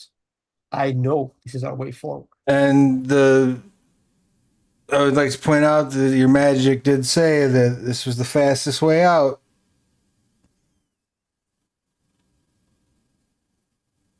And you needed me here. Yes, fine, okay. I just don't like being in a stinky room, okay? That's all. Oh, you know what we could do? It'd probably be too much work. Never mind. Like, we could smell the room before it blew up. Or you could put a damp rag in front of your nose. Do not Oh, let the no. magic Wait, take wait, you wait. back. Do you have a damp rag? It is dry as shit in here. I take Judy? a flask of whiskey. Oh, please. Judy, what were you saying? No, that was an idea. That was a good idea. What was a good idea? To smell the room before it smelled like this. I mean, it would help it not stink, but how else is it a good idea? Fine, But also be fine, able fine. up in here. I mean, other than somebody exploded, we would be able to know what they were doing before they exploded. Right. So we look back. So, like, let's everybody circle up. Yes, let's do that. That's yes, this is. But It doesn't look like it would be unsafe to set our torches down. Well, first of all, are there any sconces in here? Like to set the torches in? You can find places to put them. It's Okay. not like they're intended to. It's just because of the rubble. But Yeah, that's you fine. can- That's you fair. can find places. Let's set the torches down, kind of sit in a circle. I guess that the best like success rate would be if Nancy and Ellie collaborated again to get like a big old circle and a vision. Ooh. If we're gonna use time magic. Yeah, the idea would be that, like, what I would like to do and correct me if I'm wrong, this is just something that you can do in Mage the Awakening, is I would like to share my, I'd like to look back at that time and share my vision of that, my perception of that with the others in the group. I am sure that this should be something that you can do. This feels like a thing that should be possible. Yeah, let me see if there's.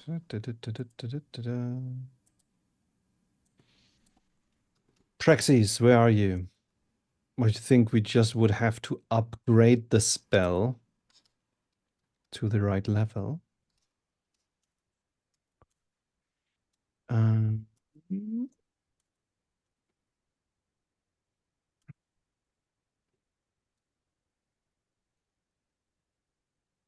I did put a mark down for that. Praxis, there they are. And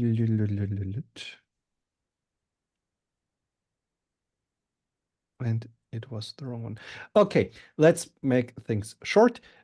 We ramp it up to time 2 and are happy. All right, and so Okay. since I have time 3, that gives me an additional like reach or whatever, right? Correct. Okay.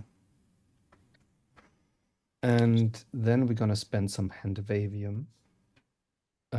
Because That's my favorite thing. I am not really sure about teamwork casting right now. So what we're gonna do is basically adding Ellie's Time Arcana, which is 2, to your spell roll as well. So I would add 2 to my spell roll. Yes. Okay. And I'll be chanting and focusing through my necklace. So that's another 3 from Yantras, right? Mm-hmm. All right. And then Time and Gnosis. And then Time and Gnosis, yes.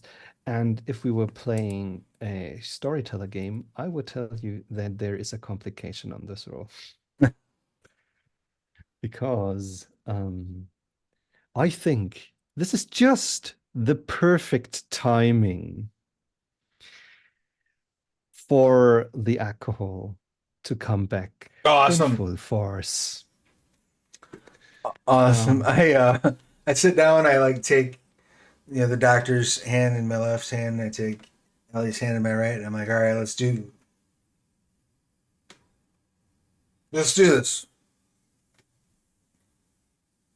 And before anybody can stop you, you start casting. Excellent. How is that going to affect? Does that change like my difficulty or the number of successes I need, or does it do something else that's I funny? think it's Shane. Mage fans are so gonna hate me for this. Sure, let them. That's fine. You need still 1 success to succeed, but basically we are building in a complication, and you have to buy it off with 2 additional successes. Okay. You're welcome for that assistance dice. Quick question for you while I'm sitting here snatching dice up. Does this help us escape the castle? I am pretty sure it does. Excellent. So I would like to spend my inspired condition on that to Gain the exceptional success roll on 3 instead of 5 and gain a point of willpower. Yep. Yes. All right. So it doesn't give me any actual Nope. benefits. Can I spend a willpower on the roll? You can. All right, let's do that. And that gives me an extra 3 dice, right? Yes. This is a lot of dice, so I'm sure I will screw it up. Confident. Maybe not. That is That's a lot of 6 successes. Wow. Okay. Casting on alcohol, always. Yeah, I see it like Nancy's swaying and she's like maybe not so confident, maybe even like lets out like a little bit of a burp, and then just like eyes wide, like she just locks into place, her eyes widen, and like the magic flows through her and into everybody else. Remember, guys, don't drink and drive, but drink and divine. As your alcohol Um, flows through me, tastes like tequila. Yes, let the alcohol flow through you. Ah, okay. It's a shocking sensation as this spell gets hold of you and rushes you into another state of mind as the entire place swirls around and starts reforming. And that what you then start to see is this is a much more stable and prettier place than what you've seen until now. There is a person wearing, if you had to guess, probably antique Greek clothing, as a statue in the middle of the room. And they have several bags holding scrolls and things that remind you of books, but aren't really. And you feel that this place resonates with this person and your presence. And you can see the walls, how they have been before.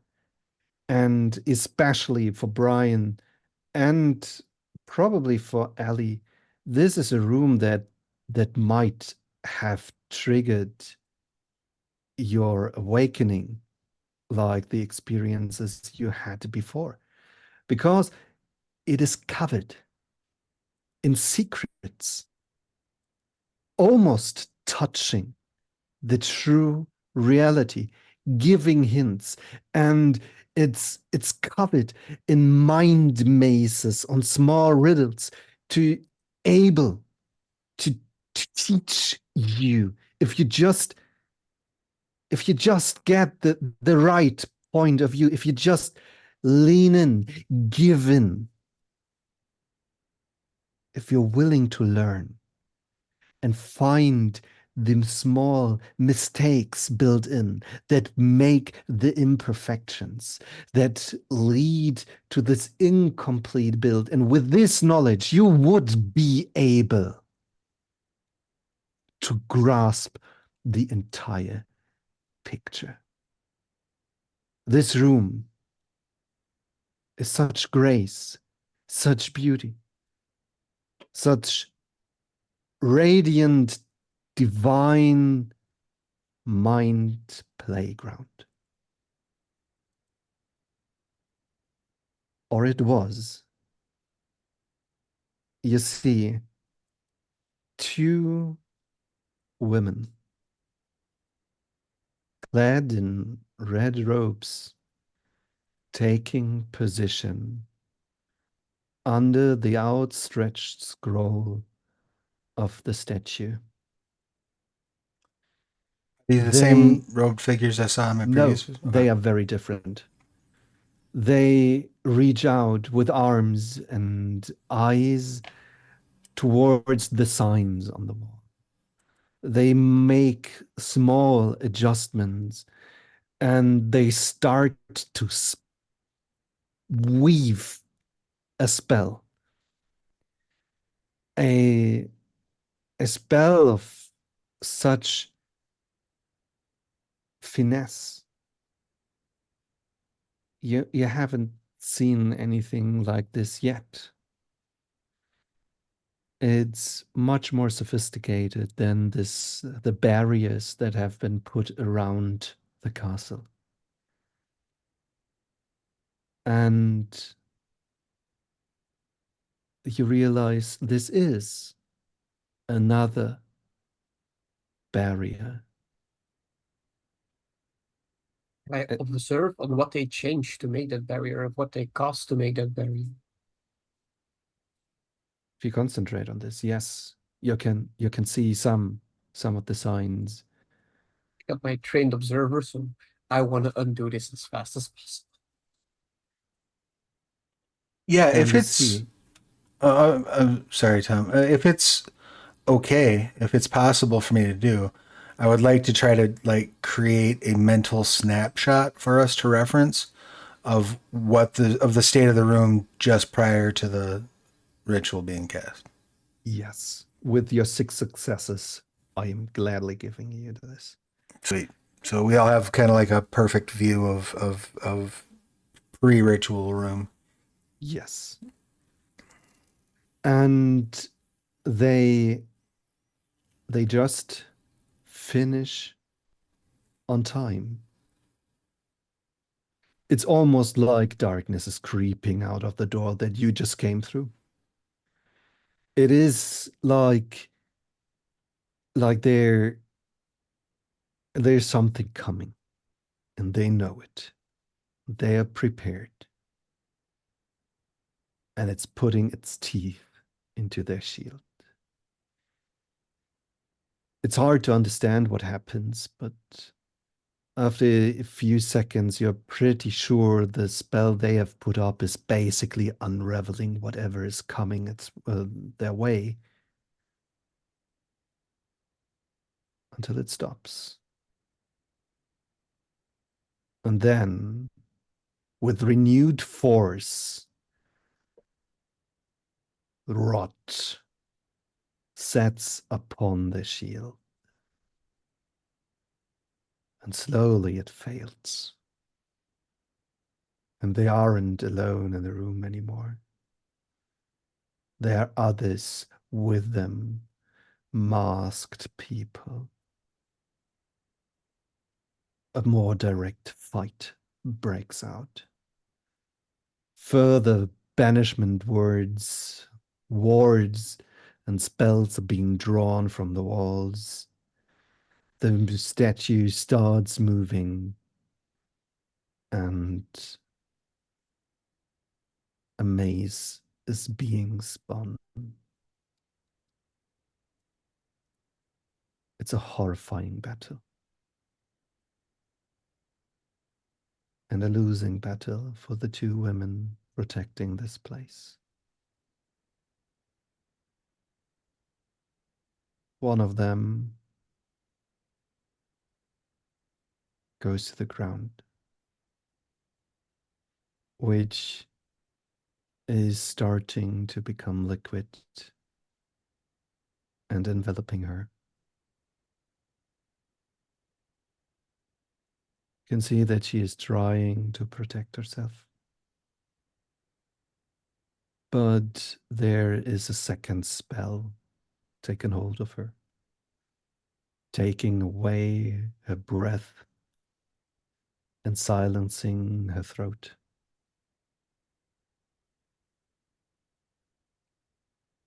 There's just one plea in her eyes for a friend or a sister to leave. They know this hall is lost. And so she does.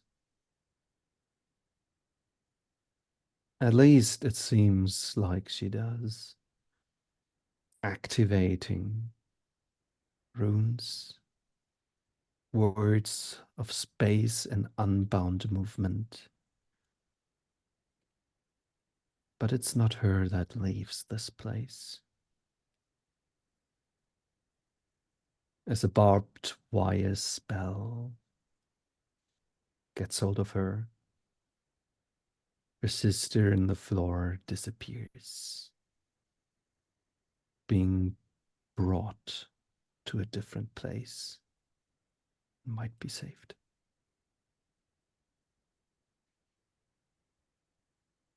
And you end up in this place as it is. One stage of the siege completed.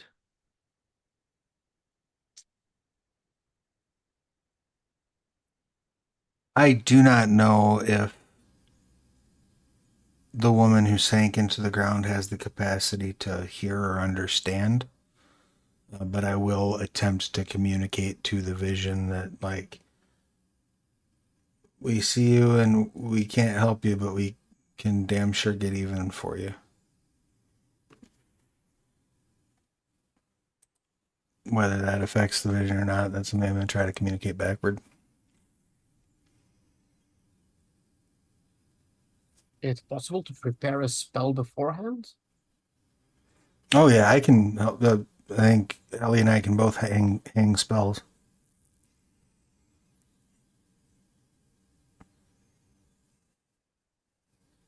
Because the professor feels like they've just burned down the second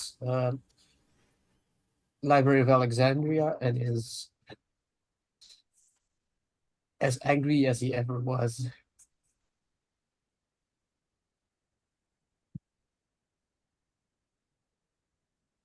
And he wants to know who did it and remove them from existence.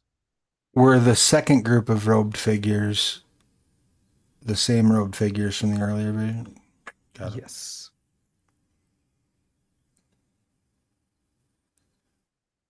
Well, clearly, we need to find those cats.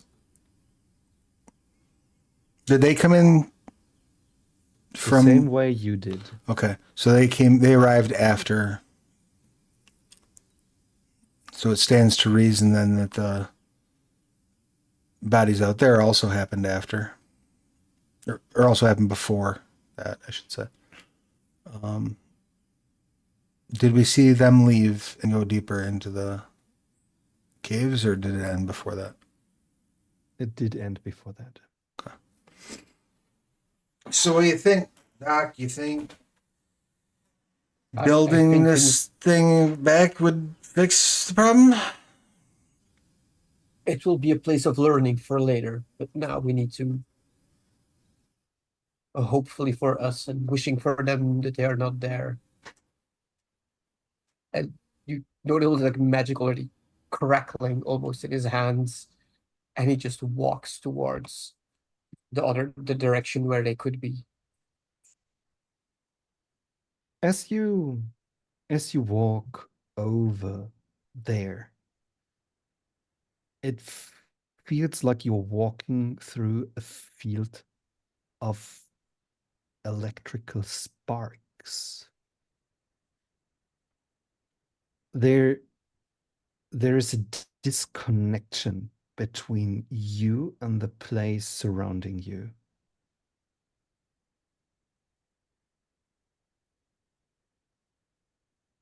I almost subconsciously, but just willing it if possible. Just matter and I don't know, matter, space and prime around me as a shield, trying to juggernaut my way, walking to where I need to be. Almost the feeling that I had when I met that thing in the catacombs yesterday. Just they've once again shown me a place of beauty, a place that brought me so much happiness since I turned mage, and now I can either take it back or punish someone for it, for taking it from me.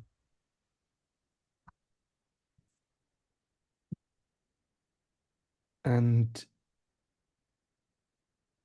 as you summon forces and time,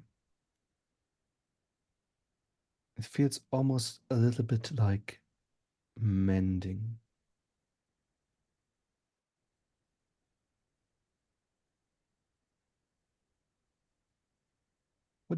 do the others do? I will pick up my torch and the torch that the good doctor had and said, "Don't forget your beaten torch," and start and follow the doctor and try to give the doctor the other torch. As you pick up the torch, it doesn't feel right. It doesn't feel like it should belong into your hand,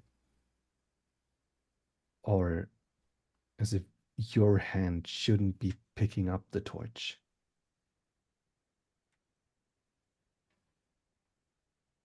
I'll set it back down and say, "Somebody else want to pick up this torch? It's giving me the wiggins."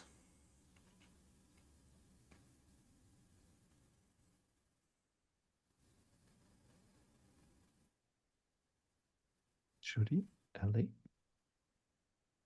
I am just hanging in there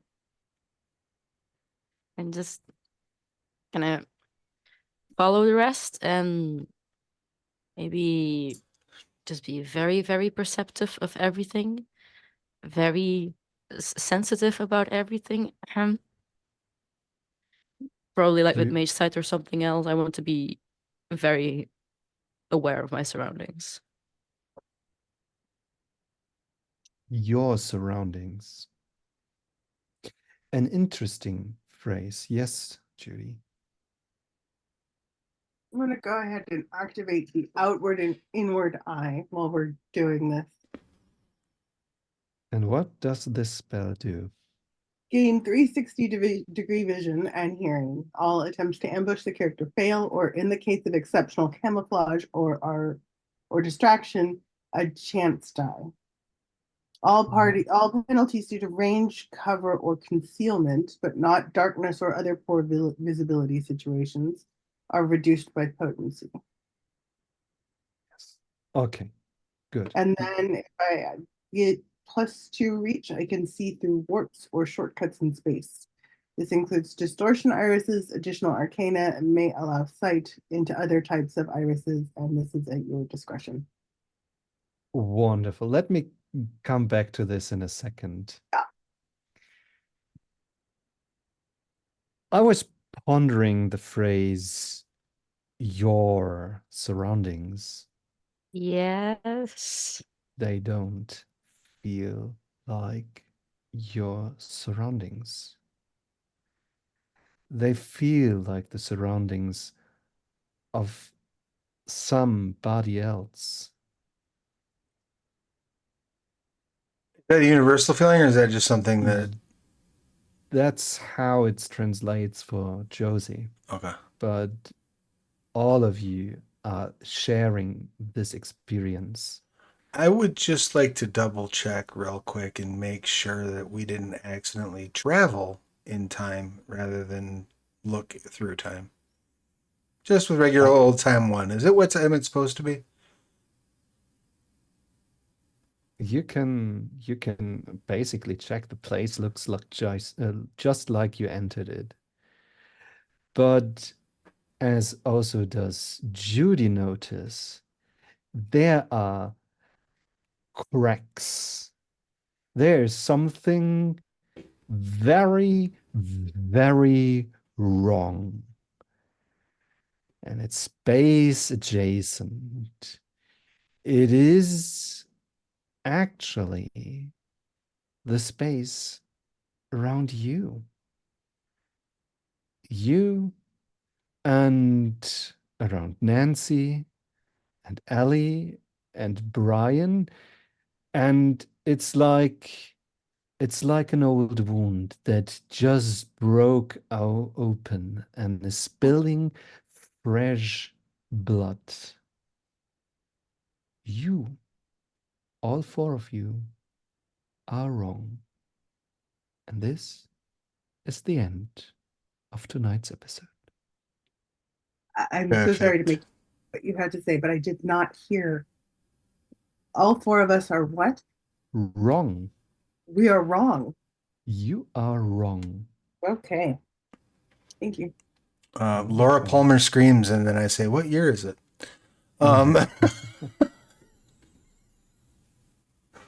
That's wild. Thank you.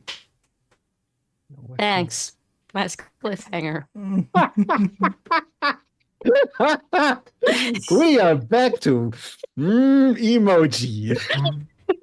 Thanks. Like-